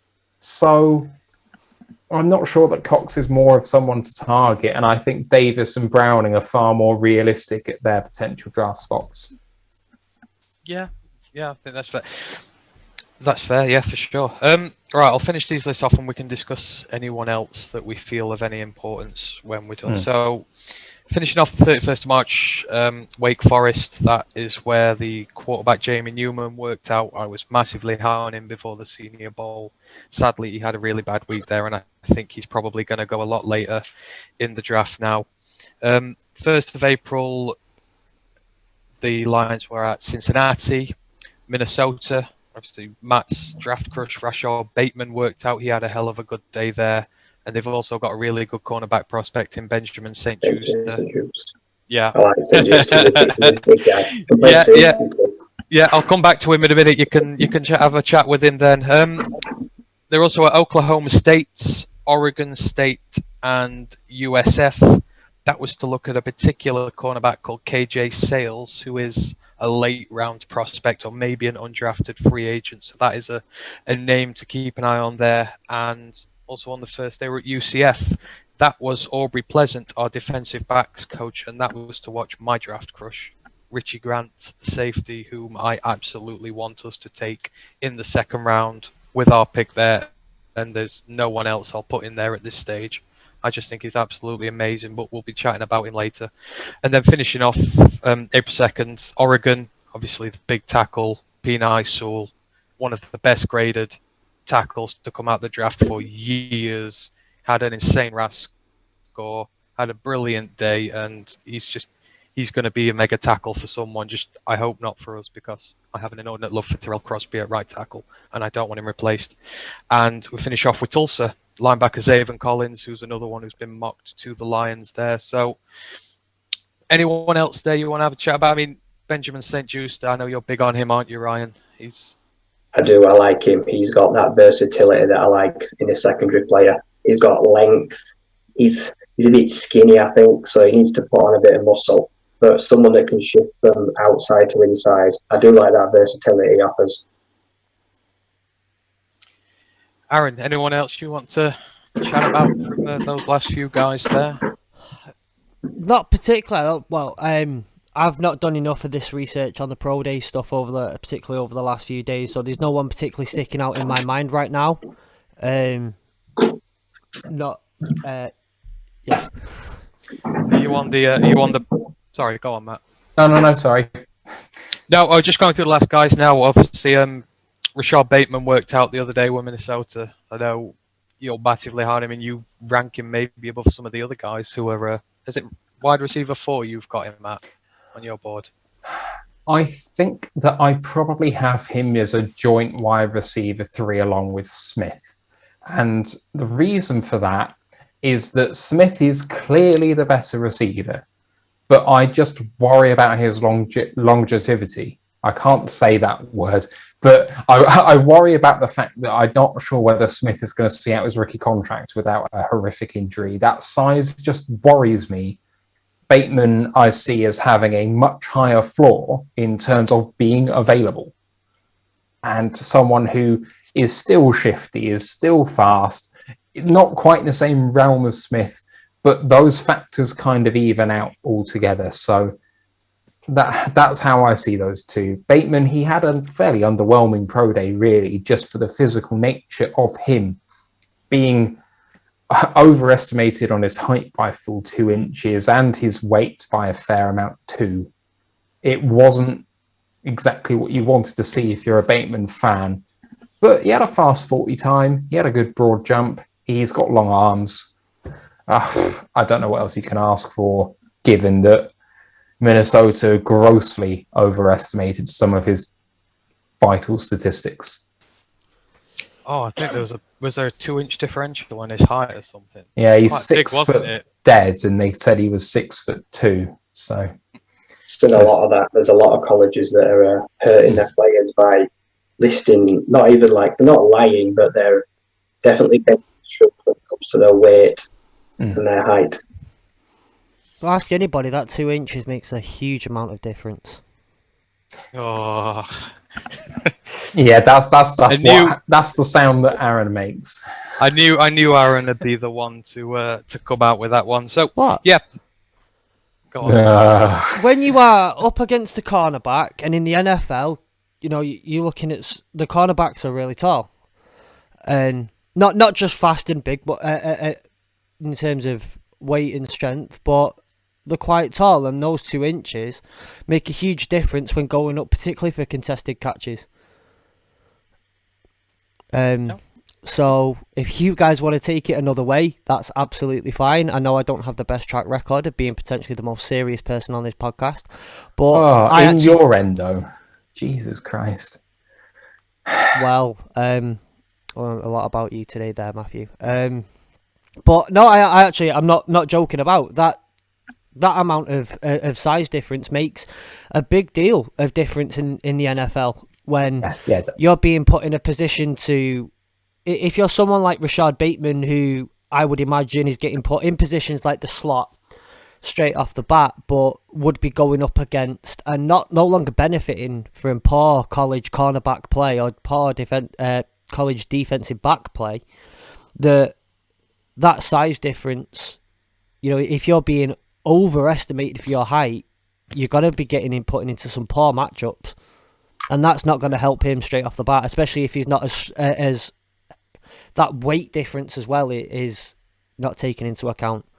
Yeah, that's fair. Just to ask, because I'd obviously popped out, have you gone through all of the 31st of Marches now? Yeah. If there's anyone you want to pick up on before we... I mentioned Gabriel Cox briefly because he didn't have his pro day. There's one player I feel that's going to go under the radar. I mentioned a running back that I thought would be a UDFA who tested extremely well, and that is Asim Rose from Kentucky. He is not ranked on my consensus board, which goes out to 320 or so. So he's not in the top 320 picks, but he's 6'1". That's 92nd percentile. He is 215 pounds, which is about average for a running back. He has big hands for a running back, 9 and 5/8 in the hands. He had a 10-foot broad, which is 58th percentile, and he ran a 4:37.40. So he's tall, reasonable size, and fast. And he is going to go undrafted. Now, he's probably raw, and that's why he's going to go undrafted. But if you can stick him in as your running back 4 and not burn a pick, fine, do that. No reason to take a draft pick on a running back. No, yeah, that's a good call. He's not even on my list of prospects there. I did read them out, but yeah. So yeah, that's another one to look out for. But we'll end that there. So that's basically a list of everywhere the Lions have been. If you want to find out more, CBS have got a list of all the pro days and the guys who were at them. So if you've heard any on here that you want to look at, go through there and you can find the tape on YouTube. But we'll move it on now because I've got a few more sections to go. So next up, I was challenged by a member of our WhatsApp group, Ian Carr. He was interested in the pro days, but didn't really know too much about them. So he wanted to set as a challenge. He wanted us to try and find the next George Kittle coming in round 5, the next Tyreek Hill coming in round 5, and the next Alvin Kamara coming in the round 3, if we can see anyone who has that sort of potential. And it took a while, but I think we just about got there. So I'm going to go through them, and I'll give him a few people to think about in regards to going forward. So Kittle in the 5th, this was the hardest without a shadow of doubt, because I mean, you just don't get guys like him drop into the 5th ever. It's still a bit of a miracle, a bit of a mystery that he ever got there in the first place. But the guy I've singled out this year who could possibly be in the George Kittle stead is Tommy Tremble. He is the tight end from Notre Dame, and currently there's a possibility he may go late 3rd, early 4th, but as I'll quickly discuss with him, there is a possibility he may slide further to the 5th. I'm sorry I couldn't get one in the 5th, but tight ends this year, it's incredibly hard to try and find a guy as good as him who's going to go that late. So just a little bit about him. He spent 2 years at Notre Dame. He's played 19 games. He's got 35 receptions, 401 yards, and 4 touchdowns, which doesn't sound like a great deal, but I'll explain that shortly. However, he's come out of college with a run block grade of 83.7, which is really good in fairness. So when you think of George Kittle and his game, what you really start with is his blocking ability. He is a hell of a blocking tight end. I think it gets lost a lot of the time. He's the big receiving guy who gets all the yards, but the way San Francisco's offense works, he needs to be a great blocker, and there's no better example of this than during the NFC Championship game against Green Bay the season before last, when Raheem Mostert ran for about 220 yards and Kittle did nothing in the running game that day. He was just an absolute monster who allowed the run game to work, and he didn't even need to do anything. So if you're going to match up against George Kittle, you need to be a good blocker. Now, Tremble has spent his entire college career basically lining up as a 6th O lineman. He's the highest graded blocker out of all the tight ends coming into the 2021 class. So he is primed to be able to produce that level of blocking ability. I know Notre Dame do try and run the ball quite a bit, and they did it fairly successfully having him on the line there. Now, the problem when it comes to the comparison is his passing game. Now, as I said, 2 years, only 35 receptions, only 401 yards.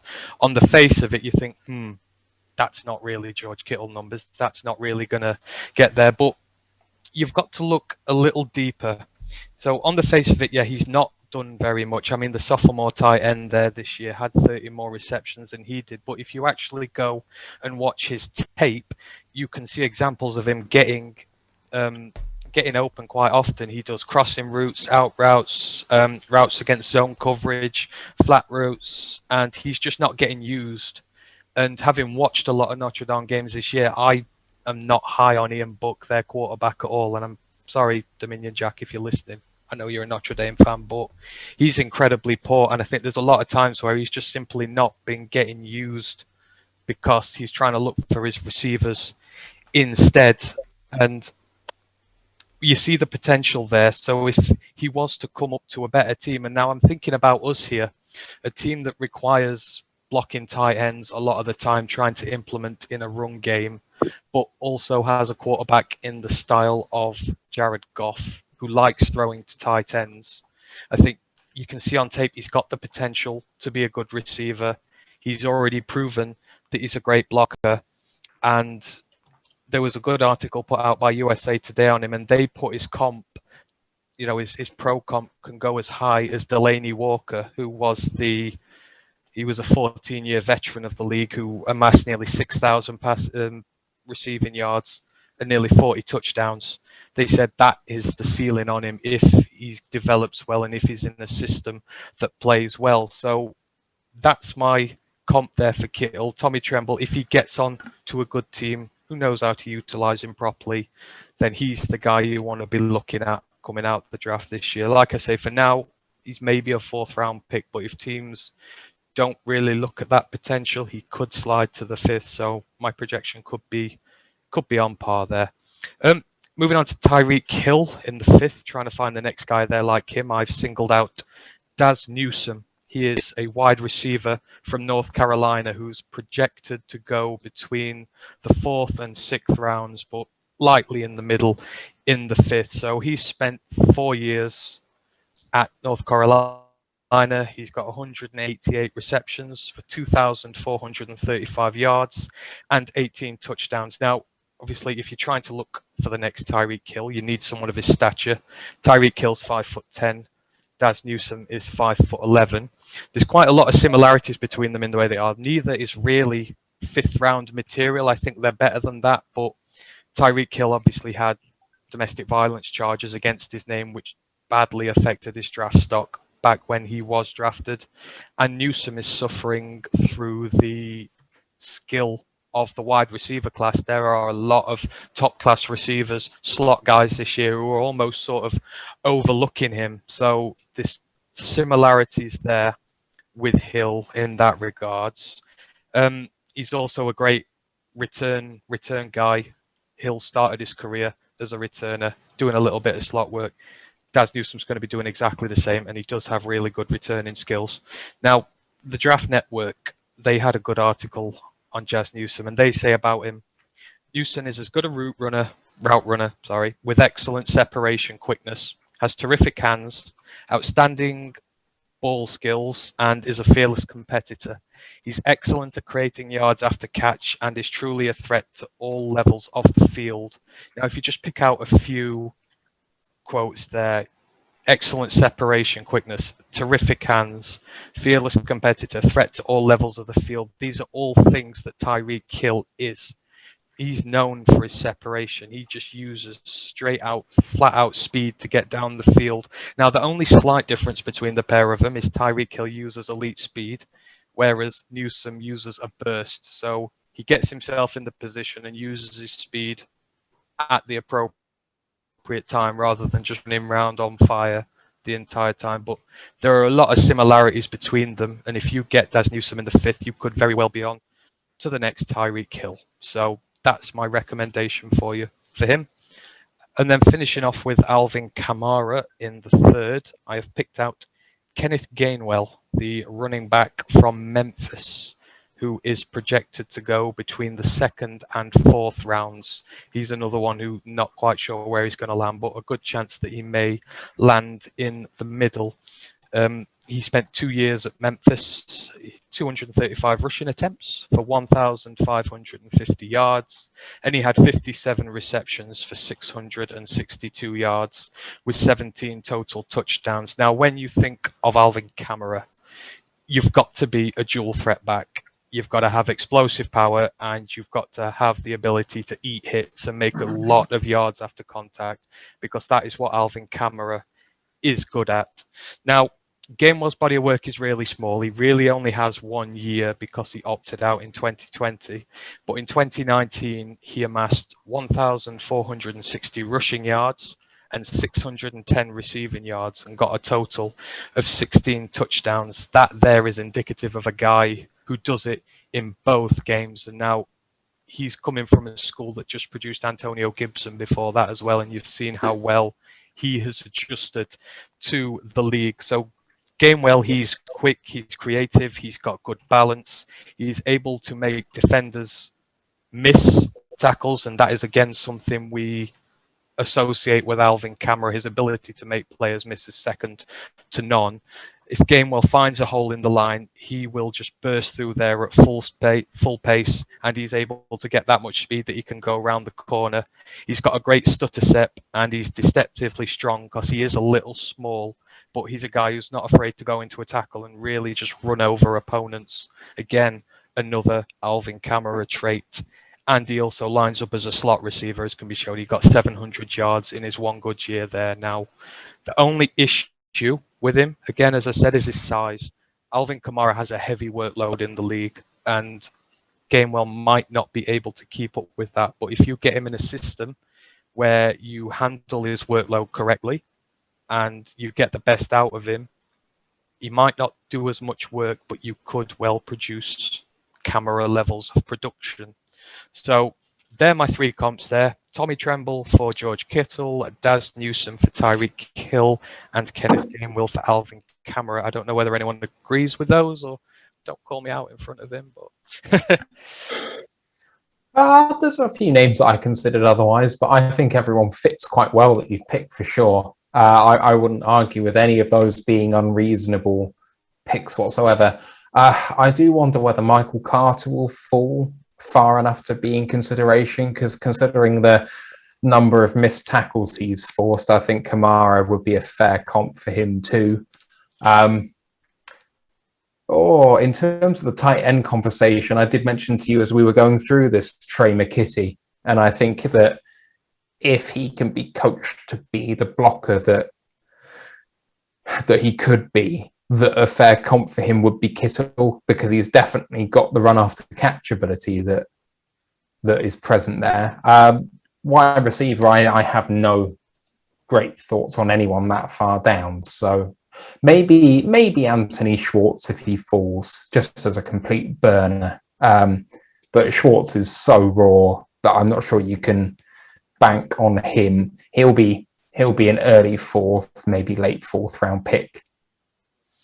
yeah, I think Newsome's slipping to the fifth. I don't think he's there because he's a fifth round pick. I think he's getting undervalued. But yeah, I think given the limitations of what I had to work with, I think those three are pretty good comparisons there. But I don't know. I didn't mention Carter, by the way, because he's on the list of prospects we're about to go through. I didn't want to double dip on him. So yeah, we'll move. Yeah, exactly. So we'll move it into the final segment then. So the same as we did during the first pro week, me and Ryan have picked out a few players who we both really like, and we're going to discuss them a little bit more, maybe related to the lines, maybe not. But because I've been rabbit on a little bit, I'll pass it over to you, Ryan. Who's first on your list of prospects this week you want to go through?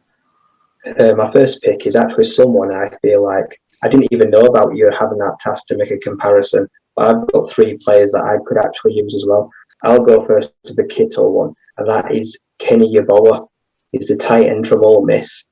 He's nearly 6'4", and primarily what I've read about him, he's a very willing blocker.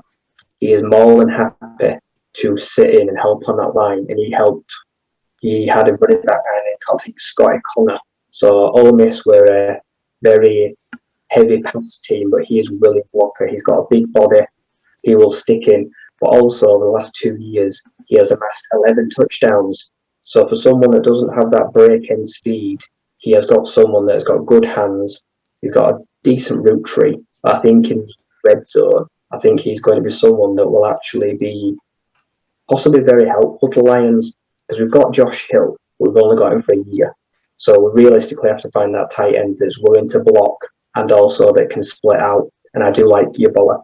He had a breakout year, I think, because he joined Ole Miss with a supreme quarterback, Matt Corral, who is going to be someone we can watch as well next year. But I think he is someone who's projected to go in the fifth round as well. He could well be the next Kittle, but a bit less athletic, maybe a bit more raw.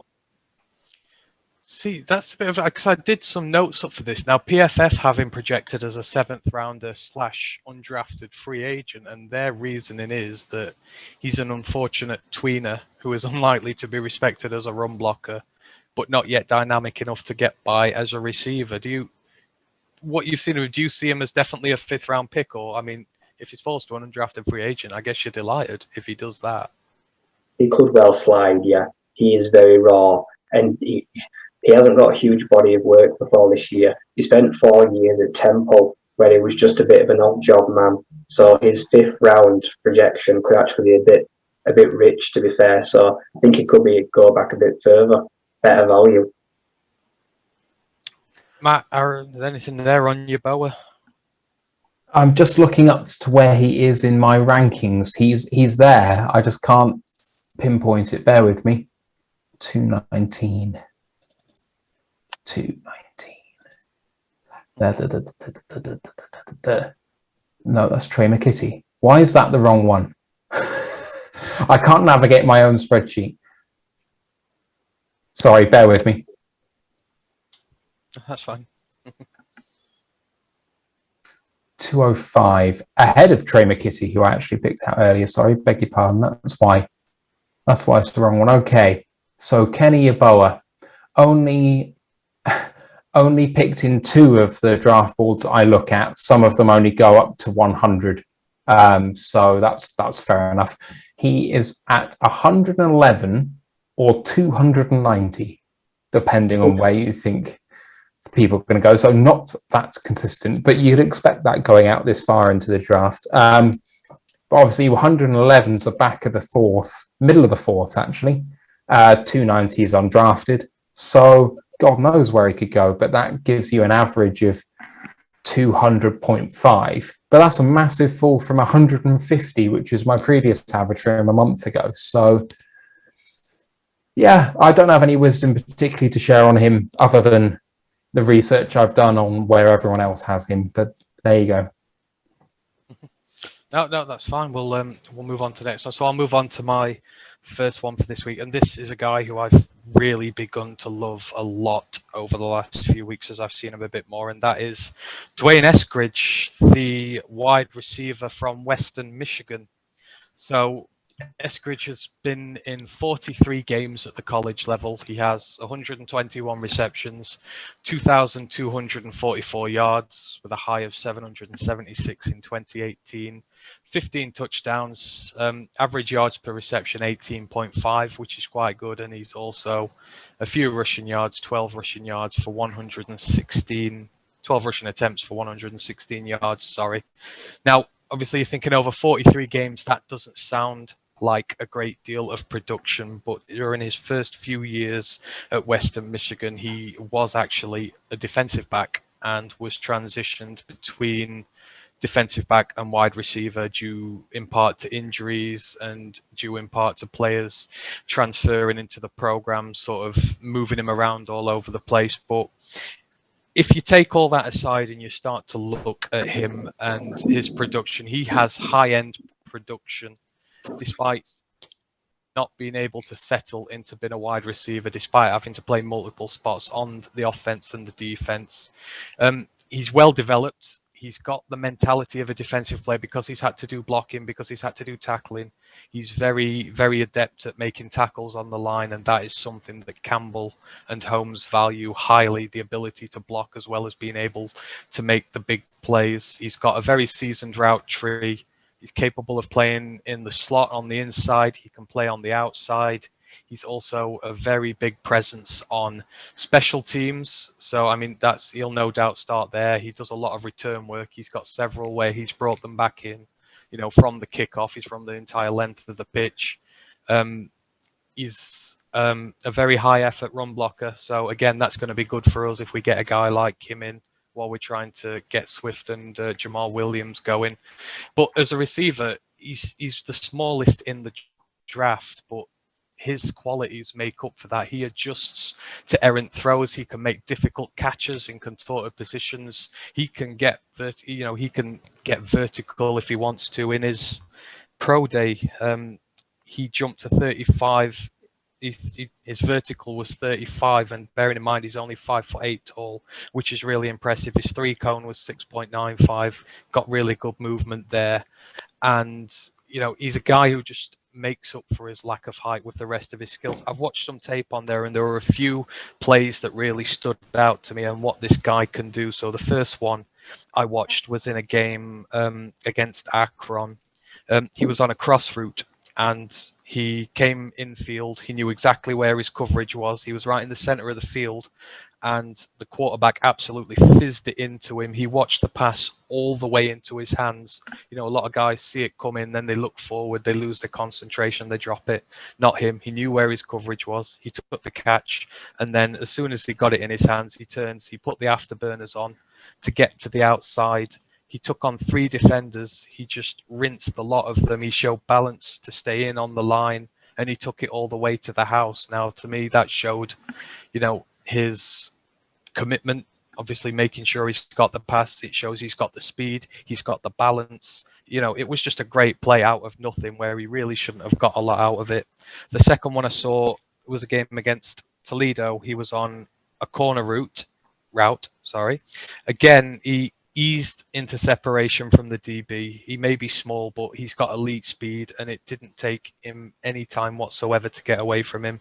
The throw was high, but this guy leaps big. He leapt like a salmon. It was, to me, like a Kenny Golladay catch. When you imagine Kenny Golladay jumping up really high in front of 2 or 3 defenders trying to catch the ball down, it was exactly like that. But he was in midair, and he managed to twist so that he landed facing forwards. And as soon as he did, his shoulder was down. He took another defender on, and again nearly got a touchdown. And that shows his toughness. He can, he's got the vertical range. He's got the strength, even though he's small. He's not afraid to get into tackles. And I say he nearly got another touchdown from that. And then one of his most impressive ones was against Ball State. It was just a regular screen pass. His cover had gone. He stood a step past his first cover defender, and then he went through 5 guys. He had 2 on his left, 3 on his right. He just put the pedal on and went straight through the lot of them. And if it hadn't have been for a safety, literally sprawling to try and tap him on his ankle, he'd have taken it nearly the length of the field. He got about 50 yards at the end. But to me, those plays just showed his versatility. Forget the fact that he's small. He can make contested catches. He's got all the speed in the world. And in the 3rd round, when I first heard of him, I thought, no, I'm not going to spend more than a 4th there. But I'd spend our high 3rd on him now. I think I've never been as enamored with the guys up top. I'd really love him there. But has anyone else seen as much of him? As anyone higher on him as I am? Or I've got to admit that he's got this reputation, of someone who's kind of come from absolutely nowhere to be one of these really highly regarded players. But one of the shortest players in the draft, obviously very fast. I'm sure that he would be a good pick, but I haven't watched enough of him to firmly say that. Ryan? I quite like him. I don't mind size because, I'll go into it next, but I picked a small receiver too. When we look at that next kind of Golden Tate, I think that's the kind of player we want. We want someone that is going to put the ball in his hands and he's going to make things happen. Behind the line of scrimmage or vertically, he's going to make people miss, and he's going to make people realise that they're underestimating his size and strength. And I like him. He's played with some good receivers in a decent team as well, Western Michigan. They're quite underrated, very tight ships there. So I like him, especially in the middle rounds. Yeah, all I'd say to people is go and have a look on YouTube at his 2020 highlights with Western Michigan. Give it 2 or 3 minutes and you'll love him. For me, I just think he's amazing and he'll provide really good value there. Guys who are that small sometimes have a really big chip on their shoulder. They have to try a little harder, be a little stronger to prove that they can make it at the pro levels. But yeah, just go and have a little look at his tape. It's excellent. But I'll move on to your next guy now, Ryan. Who've you got to come up? My next guy is built in the same kind of fashion. It's Tutu Atwell, or Cheterius Atwell. And it's a team we didn't go visit. I'm surprised I don't think we went to Louisville's Pro Day. This guy is a speedster. He's 5'9", but he's kind of one of the lightest at 155 pounds. So he's someone that needs to bulk up a little. But he's got a fair body of work while he's in college. 3 years, just over 2,000 yards. He averaged 16, 19 and 14 yards of reception in each year. So he's someone that can run across the route and get vertically. I know Matthew won't like this, but with an injury in 2020, he did forego a few games at the end of the season. So you could say he quit on his team, but it's one of things. I think in the 2018 season, he will have played with Larger.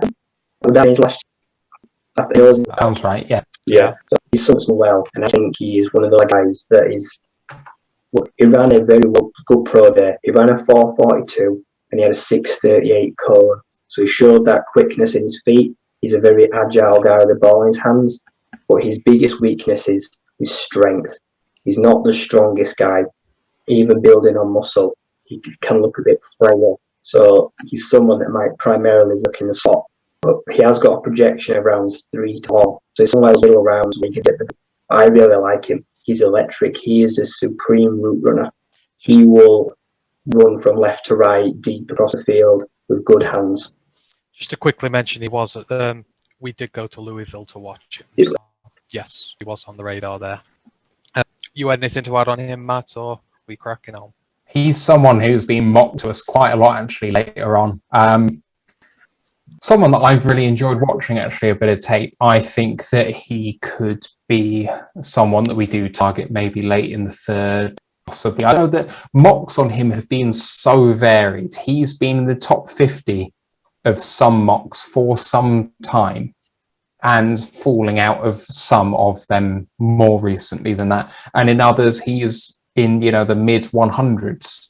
And it's like, okay, but this is one of the. So the further out you get in the draft, the more variation there is and where you might be picked. So I highlighted before my pick of someone who's, 100 somewhere and 300 somewhere else. But with this guy, it's rare to see someone mocked in the second round and the sixth round simultaneously, but Tutu Atwell's managed that feat. And I think it's because it's incredibly hard to project someone like Tutu Atwell as to where he's going to end up in the NFL. He has traits which are going to play well, but his floor is quite low.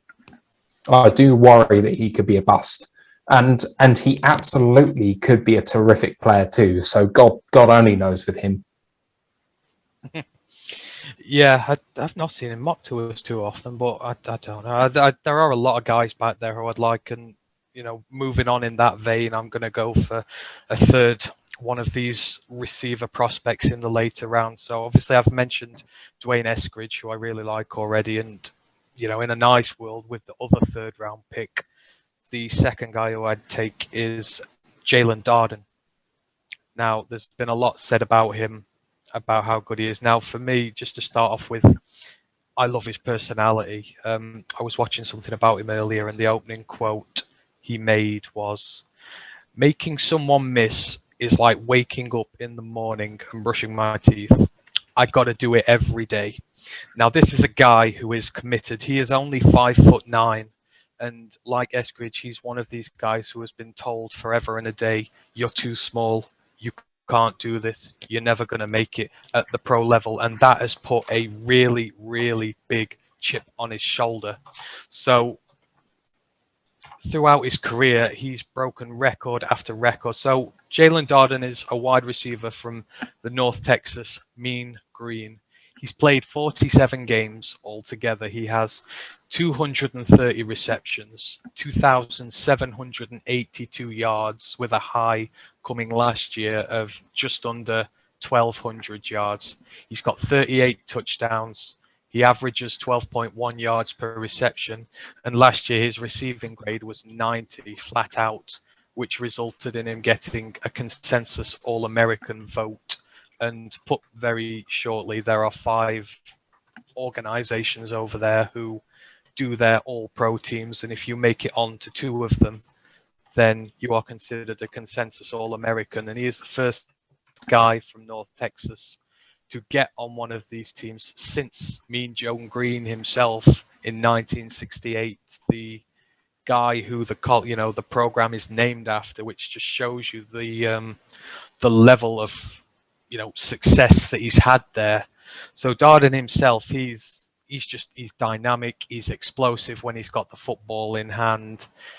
yeah, he's got a bit of a diminutive stature, and that may limit him in some ways, but his vertical receiving skills and his ability to generate yards after contact and how slippery he is, that is something you can't overlook. You know, getting the ball, he gets going. He's so hard to bring down, and his size doesn't really take a part in it. Now, he's probably going to benefit from a team who maybe play a bit more of a spread offense to avoid congestion, so that he's got a little bit of room to run. But, you know, he's a guy, he's really strong, he's really fast, and he's not afraid to take on guys who are much bigger than him. I mean, to start with, again, like Escridge, he'll be on special teams a lot, but he's a very good special teamer.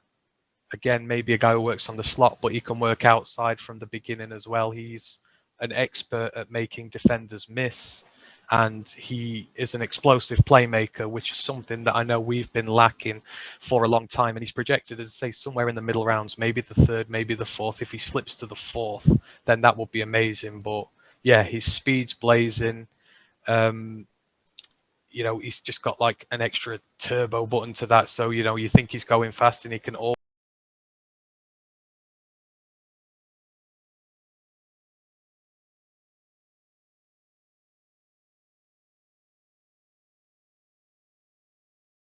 always find just a little bit extra to keep him away from bigger defenders who are trying to bring him down. So, you know, teams are going to have to alter the way that they play against him. Now, again, looking at his tape, just a few plays that stood out to me. The first one didn't show which team he was against, but he was running a slant route. He was lined up against man coverage. He smokes the DB before the defensive back even knows that the play started. Again, another one who waits for the ball to be in his hands before he takes his concentration away from it. And with him going infield, there was 3 defenders there, and he just burned them. None of them had a chance of getting him. It showed he's got speed, and it shows how aware he is in his game. And again, with the smaller guys, you want to see that they're tough, that they're tenacious, that they can overcome the size difference. And there was a particular play against LA Tech. It was a screen pass. His cover broke. The linebacker came over and he just shrugged him off, threw him straight into the sidelines, and then he was stood up by a corner and a safety. He just charged at both of them, knocked them both out of the way, and got a first down before he was able to get brought down. That was 3 defenders he shook off at 5'9". You know, this guy's got a lot about him. He's very tough. And then you look for his movement as well. And there was a really, really good play he made against Charlotte. So he was on an out route. To start the play, he stutter stepped to beat the defensive back. He was gone. The defensive back was then able to catch him up, because obviously with him being a bit smaller, elite speed guys are going to be able to keep up with him. But he didn't give up on the play. He then cut into an out route and took him with him.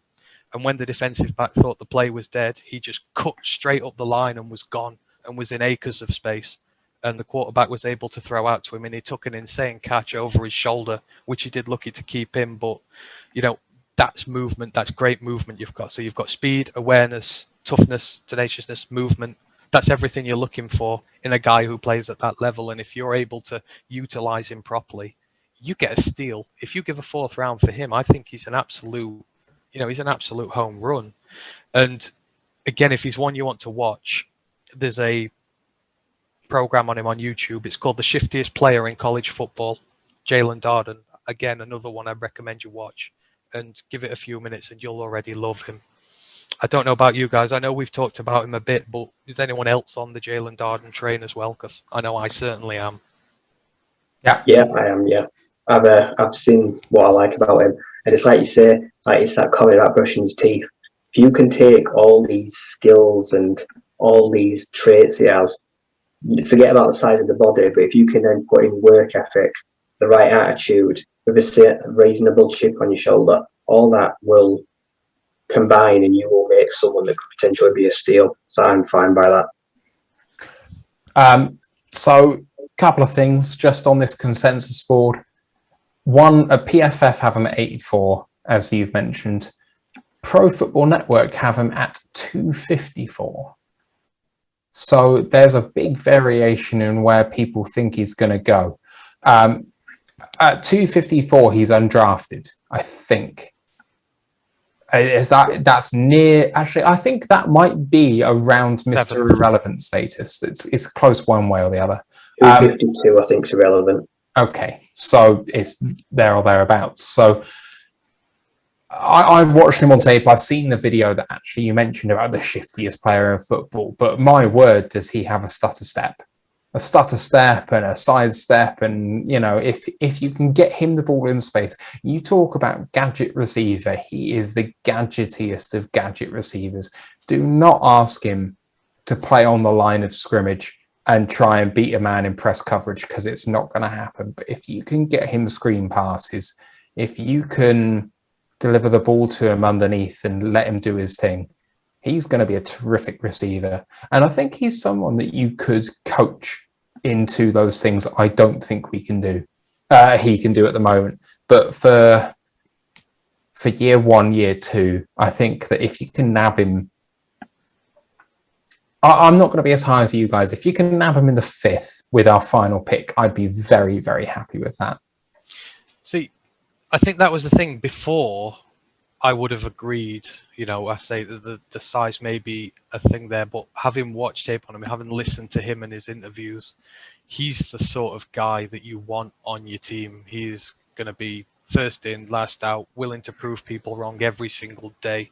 And I think Campbell would love him, to be fair. And I think for that alone, that will overcome his size difference. I've seen on tape how he gets around it. And I think that if you're going to mark him against that, then some other team is just going to get really, really lucky. So out of those two guys, I'd love them both. But yeah, go on, Matt. Sorry. Just to say, we've had a question from one of my favourite of our fans, RC Rico Lions, on Twitch, and it's not pertaining to this, but I think we're kind of coming to a close on Darden now. But he's asked something that we kind of addressed earlier, but if we just do it again quickly, just because love the guy, want to give him some props. So Rico says, if we trade down to 20, so that's the Bears pick, which player do you see us taking at 20? I know we've covered it before, but let's just go for it again very, very quickly. Ryan, at 20? For me, it's Trevon Moehrig. It's the safety on the back end, yeah. Yeah. And Jeremiah Owusu Koromoa. I'll call him by his full name this time. Yeah, JOK. I love that acronym so much. Am I going to change my mind from what I said earlier? No, I want Moehrig, but I would go with Pay if he's there. And I like Phillips and I like Bateman. There's so much choice at 20. So, yeah, Bateman. I want Bateman. I want a wide receiver in round 1, so Bateman. Aaron, pick 20. We've been asked about again. Who would you have?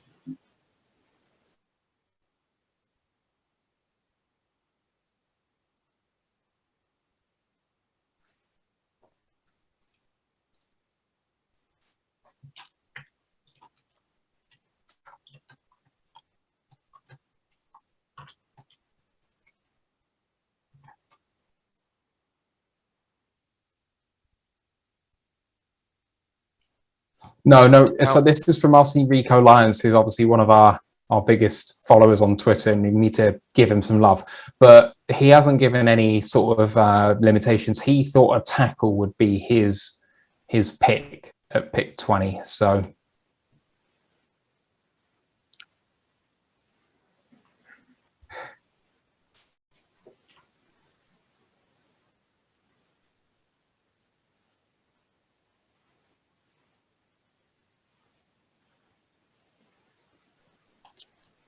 All right, yeah, lovely. Ryan, do you want to give us your next prospect? Yeah, my next prospect is the real person we were there to see at BYU, because we weren't there to see Zach Wilson. I think we were there to see wide receiver Dax Milne. Now he's a guy that is projected to be probably undrafted, I think 6 onwards undrafted. Wedges in about just over 6 foot. He's got one real breakout year, and it's funny that it happens to coincide with Wilson and Christiansen. Like I said, this year BYU were just a different animal. So some doubters say Wilson made him look better, but he's a strong possession receiver. He's got hands like granite. He catches anything that comes his way. He doesn't get too much separation, but we're used to that. Like, neither did Galladay. So we're happy throwing and working in tight windows.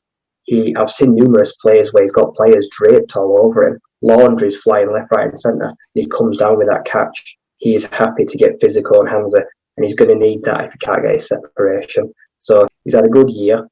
He's averaged about 17 yards catch. So he's someone without that high-end speed will work well in space. He runs a tidy route, and he actually worked out pretty well at the pro day. Just get the numbers. He managed we ran a 454. He jumped to 31 vertical and a 14 bench press, which into for a wide receiver. A shuttle of 419. So he was actually quicker than I expected, I think.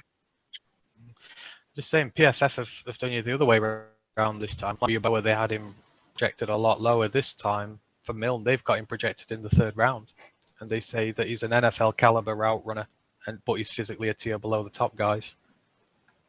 Would you spend a 3rd on him? Do you think he is a bit further towards the back? Yeah, I think he's further towards the back. I think he's too raw. I don't think he's got a big enough of a database or a workload really to spend that higher pick on him. But I think he's someone that will. He's someone that you'll keep around the team, like you say, if you do get him at the later end. If it don't work out, he's the kind of guy that he's going to sit on your practice squad. You're going to work on him. You're going to put time in him and invest in him. I think he's really a hard worker. Yeah, that's fine. Anything to add on him, Matt? Just his position on the board. So you say PFF, 106 on there. He's 277 on Pro Football Network, average of 191.5. So you're looking late 5th, early 6th on average, but could go undrafted if he's unlucky. Obviously, speed's an issue, but it wasn't an issue for Golladay, was it? Like you say. So definitely someone we could take. I mean, comparison might be, I guess, Immature Bebe, who's meant to go a bit lower, but got that tall, big catch, not big speed ability. I think there's a few guys like him in and around that sort of area, but I wouldn't have been surprised if he was actually the one we were going to go and see, because Wilson ain't coming to Detroit. I hate to break it to anyone who wants him, but that's not happening. Yeah, you got to do your due diligence, but nah, not for me. So it could have been Dax Milne. Yeah, I agree with Ryan as well. I think they probably knew Wilson wasn't there, so probably a good, Christiansen was there as well, wasn't he? So it might well have been him they were looking for as well. But I'll move on now. So we've had a long run of wide receivers there, so I'm going to mix it up a bit. Now, this is a guy who has been mocked to the line a lot, so I thought out of rest I'd have a little look at him, and that is Asim McNeill. That is the defensive tackle from North Carolina State now. He is drafted a lot of times to lines as late as the 3rd or 4th. I've got him here that he's a 2nd round projection, but just a few stats about him. He's played 32 games, college level. He's got these tackles, 41 assisted tackles. His run defense grade is amazing, 92.1. And if you just even look at the first bit of tape about him, he's an absolute monster who just swallows running backs for breakfast. He's got 17.5 tackles for loss, so he gets into the backfield quite often. He's also got 10 sacks and an interception, which he returned for a pick 6. So he is good at getting after a quarterback as well. He also got 5 passes defended, 4 fumbles, and a fumble recovery. Now, he initially started out in high school as a linebacker and a running back, which is a bit odd because he's very heavy. So, God, I imagine it would have taken a bit to stop him as a running back. But he's developed his niche at defensive tackle. He's only got about 3 years of experience there. So there is a little bit of rawness to his game still that will show up on his tape when it comes to technique and the processing of certain skills. But that's something that, is a development thing to go along, which you can. So he's a powerful interior defender. He's capable of controlling and resetting the line of scrimmage. He's got heavy hands. He's got a lot of strength. He's got positive flashes of gap penetration. His ability as a rusher is getting better. There is still room for him to improve, but like I say, with most aspects of his game, he still does need to improve, but he shows a lot of raw potential, and when he gets it right, he does look good. In short yardage situations, early down run stuffing situations, he's one of the best guys you can get, especially if you are able to get him down in the 3rd or the 4th, as I've seen in a lot of Lions mock drafts. I don't know whether boards are getting updated or not, but he is falling that low but he's a terrific mid-round option. He's lined up more recently at nose tackle, as well as just being a regular defensive tackle, which has sort of nullified his athletic traits and his overall strengths a bit, but it means he is developing a bit more of an all-round game, being able to play at nose and being able to play just anywhere else along the line. He's probably going to fit right into an NFL team as long as he is, given time to develop properly. He's projected to be a rotational nose tackle, and in our case, we've been making a lot of comments about Penasini being able to line up at nose tackle as well. So if you're maybe able to get a system where you can rotate them in and out, get them playing along the line, get them playing nose, you might be able to find a really good system that works there. Just a few things on tape that I've seen from him that, give me cause for optimism. His strength, when they were playing against Wake Forest, this was a run play which is renowned for. He got straight up into a right guard's grill. He took out a right guard completely and pushed him back into the running back before he'd even got anywhere near the line of scrimmage. He separated, got on the running back and strip sacked him. I mean, he just showed pure raw strength for that, and the guy got nowhere near the line of scrimmage. He's, like I say, when he gets it right, he is excellent at what he does. The second example I saw was a game against Pittsburgh. He showed his agility. He lined up on the line. He quickly sidestepped off the play, completely fooled the left guard who was there, just pushed past him because he was completely off balance, and that's how he got his sack. It was a bit of, a lot of agility there, a bit of misdirection, his ability to do that. And then the final one, a really impressive one, was against Virginia. It was in a pass play. He was getting triple teamed by the O-line. I think he was trying a deep pass late on. He shrugged three of them off, got in the way of the pass, was able to tip it, pick it, and returned it for a pick six. He took out three guys and still managed to pick off the pass. He just didn't give up on plays. So I like his strength. I like his agility. I like how he keeps going to the last second. And I would agree with a lot of Lions fans out there. I think he has a lot to offer, especially if he's in the third round as, a rotational nose and defense guy. I think he'll work well with Penasini. Anyone else, any comments about McNeil at all? I know he is very popular amongst Lions fans. So. I like that because that offers more than what we usually look for at nose tackle. When we had Danny Shelton, he was just the kind of guy that swallows up the play. He just kind of like was there, a bit of a blob. But this guy has got an engine, a proper motor. Once he gets churning, like I say, he's getting hands up, he's pushing back, he's athletic, and he is more than just a run stuffer in the middle. Like I say, he's wanting to get into the backfield. He's a bit of a do-it-all. I think that's how we need to be more. We need to be more aggressive on the inside, that's for sure, and it sounds like he brings that aggression. And when you think about, we're facing a lot of run-heavy teams this year.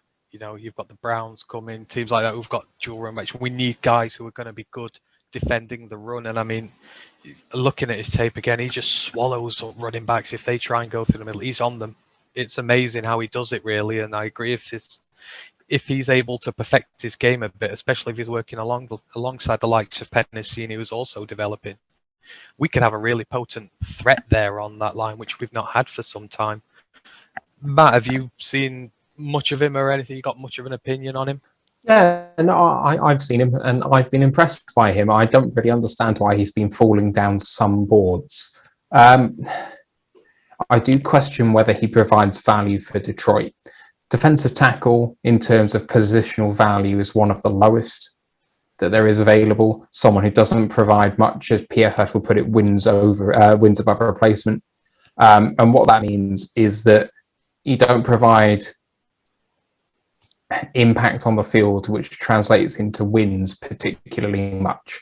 So what then it matters is he a massive upgrade over what you have? And I don't think he is a massive upgrade of Penasini. He is better. I don't think there's any doubt about that. But I do not think he is so much better that it would be worth spending our second or our early third compared to going safety linebacker. Especially if you go wide receiver round one, then I'd like to go safety round two, linebacker round three. Or, there's a lot in round three that you could take. Wide receiver could be something that you do in round three if you've got a linebacker in round one. I don't think that McNeil is going to end up in Detroit unless he falls quite a long way. Round 4 could be an option, but I don't see him falling that far.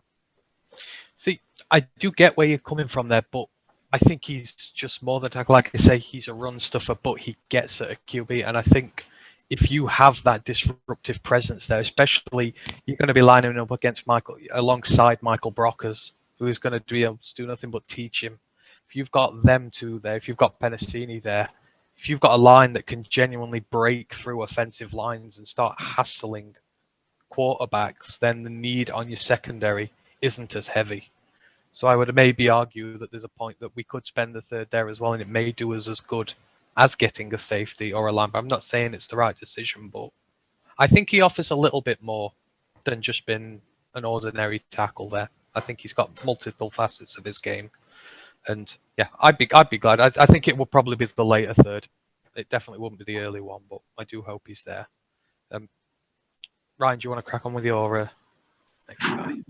Yep, my fourth player is, I'm now moving to defense. It's the linebacker, Isaac Duffy from Boston College, where we actually did go to visit the pro day. He's a primarily inside linebacker. He's lightning fast. He has roughly 210 career tackles. He's managed to rack up about 8 sacks in his career as well.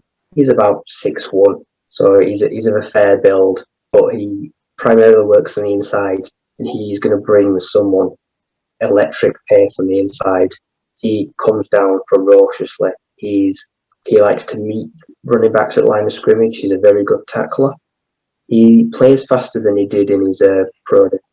He ran a 4.61, so it was a middling 40-yard dash, but he has got reasonable hand size and arm length at 9 inches and 5/8, and he's got rough arm, a wingspan which isn't too long at 73, so that's not too bad. But his bench reps were 25, so he has got that explosiveness in his hands, so he does actually hit at the point of impact. He tackles well once he gets down, a north and south kind of guy, and I think he's someone that if we do run a 4-3 or a 3-4, we're going to need some speed on the inside if we do have to move people to the outside. I think he's going to be someone that could possibly be there at the later rounds. Yeah, you mentioned his tackling. That's the thing that stood out to me when I did the workout for him. He's got, 230 combined tackles in just 31 games, which is an awful lot, and 16 of them are for loss. And there's 9 sacks in there. I think, yeah, the linebacker class is really good. Maybe I might go a little earlier, but where do you think he's going to fall again, did you say? It's hard to say because he's not the biggest, like you say, so his measurements are, I suppose you're going to want to take him in the 4th or 5th, so he's going to really want to be the second linebacker we take in this draft, really. If we got him in the 5th, I'd be happy. If we go 1 or 2 in linebacker, then 5, I'd be happy. Yep. So just to let you know where he is on this board, PFN have him at 217 and PFF have him at 260. So he's in that sort of 6th to undrafted range. I don't have any more wisdom on him. I haven't seen him yet. That's too deep for me to get involved. No, he's a really good special teamer. So if he is as good a tackler as that, if we get him in the, well, we don't have a 6th, but if he did go undrafted, I think he'd be picked up very quickly with those tackling abilities. Yeah, no, that's fair. I mean, I think we all agree linebackers are needed no matter where we go in the draft, just as long as we get some good bodies in there to help us out. It's obviously going to help the team a hell of a lot there. Right, I'll move this on because I'm aware we've been going quite some time now. My next guy, I mentioned earlier, Michael Carter, the running back from North Carolina. Now, I know that's probably going to be a luxury pick for us because he's trending towards round 2 or 3, and I think with Jamal Williams there, the need for a running back has gone. But I know I did he was on our top 50 draft board for our Twitter thing, and I did some research into him, and I just couldn't help but keep reading into what he'd done. So he's played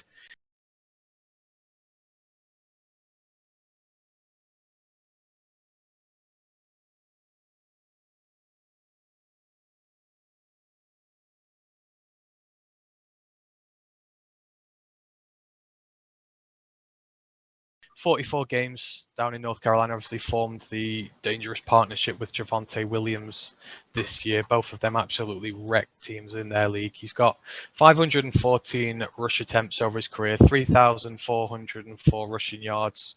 The high he set this year, he got 1,245, which is a hell of a lot, and 22 touchdowns. He averages over 6.5 yards per carry, which is a damn good average for a running back. And he's also got 82 receptions for over 650 yards and another 6 touchdowns and nearly 9 yards per carry. So, instantly there you've got a guy who screams dual threat capability. I know Javonte Williams is the one who's looked at a bit more, but Carter, when it comes to his running, he's constantly moving, he's full of energy, his motion is super smooth with how he connects with different movements. He can stack jump cuts, he can change directions, just really easy for a guy his size. He's very agile, he's an elusive runner, and he's just got really impressive agility. And he's got an explosiveness, when he gets past the line of scrimmage, if you can't bring him down, he's gone. It's quite similar to Javonte Williams, actually. They're both bulldozers, and then when you let them free, they've got a burst to them, which allows them to get into space. They can make defenders miss. They've got a lot to his game. But what Carter's game has that Williams doesn't, it's his receiving game. He's got a very natural receiving ability. And one of the things he does, he's got a lateral quickness to his game. It creates separation if he's in the slot. And not a lot of running backs are able to use lateral movement to make separation, which just adds to Carter's versatility there. And if we were to go on a running back, if we were to put him in the field with Williams and with Swift, then good God, we'd have a hell of a backfield there. But again, it's a luxury pick, so unless he's falling really late, which he's not going to do because he's a really good player, he's not going to fall to us. But I just really like him as a player, and I think whoever gets him is going to get a bit of a stud there. Has anyone else seen much of him to be able to pass comment on him? Yeah, I've seen plenty of him, actually. I've been really impressed by him too. I am quite confused as to why he's rated so low compared to Javonte Williams. I didn't see a massive difference when I was looking on tape as to why one would be rated so much more highly than the other, especially since Carter has all of these force missed tackles, which is really impressive. For me, Carter is James Conner when he's fit. Kind of averagely sized guy, dual threat, especially in the passing game is a big threat, but likes to run downhill too and actually invites contact and makes tacklers miss. I think he'll be a good pickup for someone, but there's this little nagging voice in the back of my head saying that he's sliding for a reason and maybe he's going to slide a little bit further before the draft is done. And I don't want us to spend a pick on a running back. I really, really don't. But if he's available for our fourth, I'll think about it for 30 seconds, maybe. The intriguing thing is that Deuce Staley was there, and obviously he's the running back coach. So I think there is some interest from our end for sure, though whether anything comes of it, like you say, it's not wise of us currently. But who's your last guy, Ryan? My last guy is actually running back as well. The Lions were at the Virginia Tech Pro Day, and Virginia Tech have got players there that they're not the greatest of needs, but we must have been there for a reason. So I'm going with Khalil Herbert. He's not the biggest guy, he's 5'9", but he offers a very much a dual threat running back. He averaged in 2019 nearly 9 yards a carry, and then he broke out in 2020 with nearly 8 yards a carry. And in receptions wise, he only had 10 receptions in 2020, but he averaged 18 yards, so 180. So he got the ball in his hands. He took off, he made people miss, while adding in as well over 1,100 rushing yards. So the transfer to Virginia Tech for 1 year, he must have really suited that offense because he exploded. And I think that's someone like, maybe he's a bit of a DeAndre Swift, I suppose. He's got that kind of build. He's not the biggest guy. He's very lean, but he's someone that is not a primarily a running back or a receiving, but he will do chipping both very well. And I think he's going to go anywhere between maybe, I'm going to guess the 4th to the 6th. He could slide quite heavily, which is no reflection on him. Because I think up until he did move to Virginia Tech, he did put reasonable numbers. He put up, like say, about 1,200 yards in his first 3 years. So he's someone that's touched the ball by 400 times in 4 years. He's someone that will carry the ball, so he can be relied on. So I think someone is going to get a steal.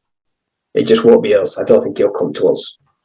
Well, you said the interesting thing there. Obviously, David Sears was there. He's our director of college scouting, and we had other scouts there as well. So there's someone who's taken their interest. And you look at the other prospects. There's Farley and Darasaw, but they're not really in play for us unless we trade back. And I don't think Darasaw, for me, is on our radar anyhow. And Farley's a cornerback, which I don't think we need. So that leaves Herbert, and it leaves Divine Diablo, the safety. And I know you like him as well. So you could be right. There may be a late round flyer there, or if he goes undrafted or whatever. Matt, have you seen much of him, or? Oh no, I'm afraid I must confess ignorance on this one. That's fine. Well, I'll move on to the last one then, because I'm aware that we've been going very, very long as per usual. I'll go through him quick because I know people are sick of me talking about him anyhow. But the last guy I've got is the one guy I want in this draft more than anybody, and that is Richie Grant. Who? Richie Grant. Who? The safety from the University of Central Florida, Richie Grant. He's played 46 games at the college level. He has 189 solo tackles, 101 assisted tackles, 11.5 tackles for loss and a sack, 10 interceptions, 1 was a pick six, 17 passes defended, 5 forced fumbles, 4 fumble recoveries, and he has a run defense grade of 90, which is incredibly high. Now, the thing I love most about Richie Grant is his ability to read the game, to read quarterbacks. You know, he's one of those guys, he looks up, he sees what the eyes of the quarterback are doing, and he's able to diagnose the plays before they even happen, which is why his interception rate, his passes defender rates are quite high.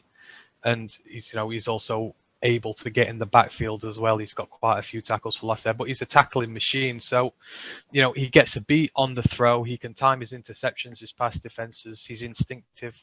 The ability to read and diagnose is amazing. And that is one thing that we've just not had in the Lions secondary for a long time last year. We were just seeing passes go downfield all the time. No one was near. No one knew what was happening. And we just missed someone who could, who had the speed and the ability to read the play before it happened, to break some of these drives up. The guy's got a closing burst. So, when he's honing in on his target, he's in on them straight away. Getting yards after catch is very hard against him. He hits hard. He can sell out defending the run. He takes good angles into his tackles to bring people down. It's not often that he misses his tackles or he fluffs his tackles, because he gets them spot on. And like I say, he's another guy who can defend the run really well. He's effective in zone coverage. He is average in size, which may put some people off, but he's had a lot of success as a traditional strong safety, and I think we need a strong safety. For me, one of his talent who's going to come up through the ranks, and I think he's a game changer who you can have in your secondary. His 40-yard dash was very good. I think it was in the high 4.4s he ran. I didn't read it down, unfortunately, but yeah, it's just he's explosive. He's quick.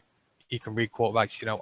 I just love him, and that second round pick needs to be his. I know there's disagreement here amongst everybody else, but he's definitely a second round projected guy. And if he's still sat there when we pick at 41, he's got to be the pick for me.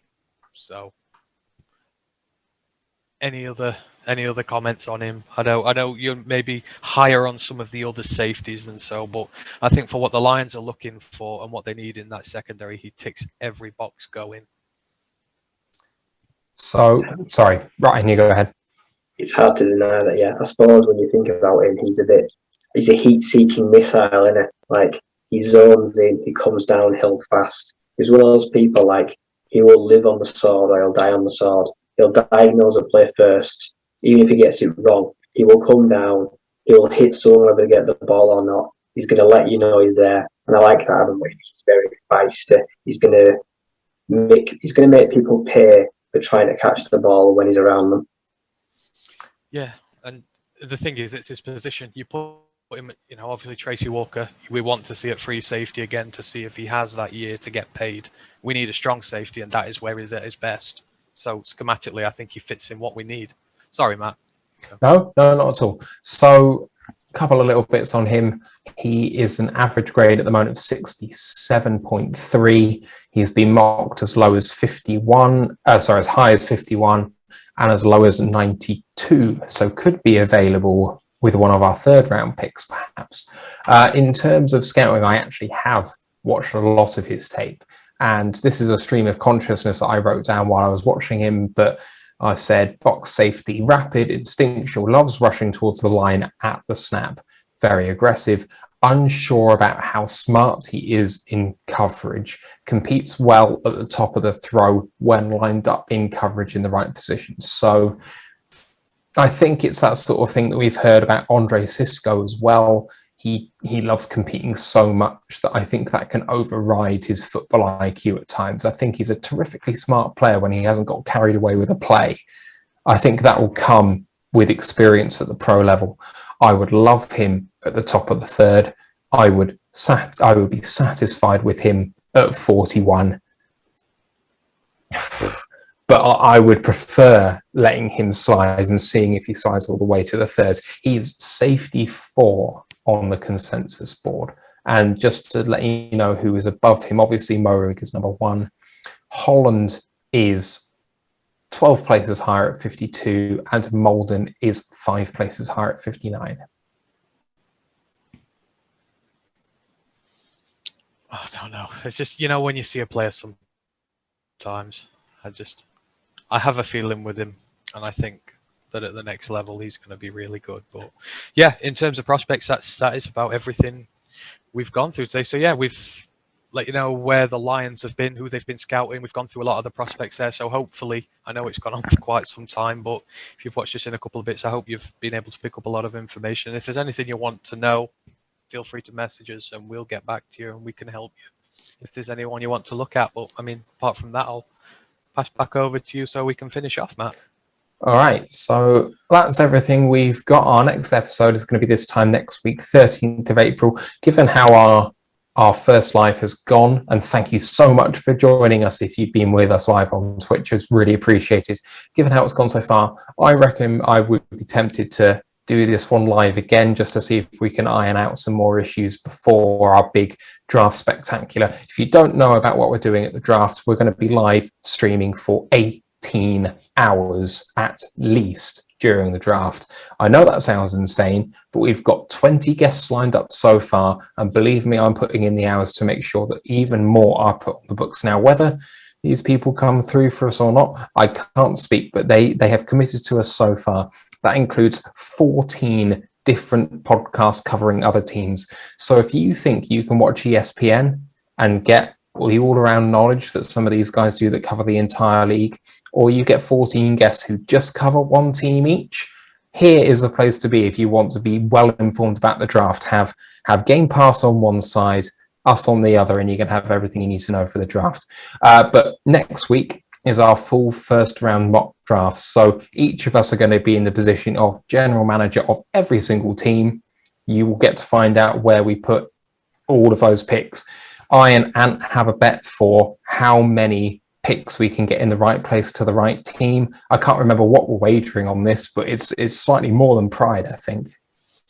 Yeah, I think it was a bottle of something nice we agreed on, didn't it? So yeah, I could never specified what, but yeah, we'll think of something. But yeah, it's going to be a nightmare trying to mock this draft. Oh God, yeah, it's becoming clearer all the time, but it's not quite there yet. Next week, the day we record as well, 13th of April, the day before my birthday. So you better tune in, people. That's a birthday present to me, nice and early. On our socials, please do follow us if you can. We would really appreciate your support. We've got 2 new channels. Obviously, those of you on Twitch already know about our Twitch channel. If you're listening on the podcast, it's ROTL_UK or Roar of the Lions UK. I think you'll find us on as well, but we would really appreciate follows on there. YouTube, our channel is called Roar of the Lions UK, but you actually don't find us searching for that at the moment because we haven't got the followers enough to show up nicely enough. If you search for ROTL_UK, you will find us with that. As always, our Facebook is Detroit Lions Fans UK One Pride Worldwide. Twitter, it's that same handle, ROTL_UK. Instagram's ROTL.UK. On the web, we've got lots of blogs coming out. You will find stuff to do with our first round mock draft just after we've had our podcast. You will see other bits and pieces where I've laid out who's going to be available at what position at which pick for the Lions, assuming no trades. They are at roarofthelionsuk.com. Much more to come on that. Please let us know how we've done. Subscribe to the podcast. Rate us 5 stars on your podcast provider. Again, your support is so important to us. We really, really appreciate it. Just want to thank my recurring guest, Ryan McCluskey, and my co-hosts, Aaron and Ant. Thank you so much for joining us. We'll see you next time on the Roar of the Lions UK podcast. Let's go, Lions. One pride. One pride. Pride.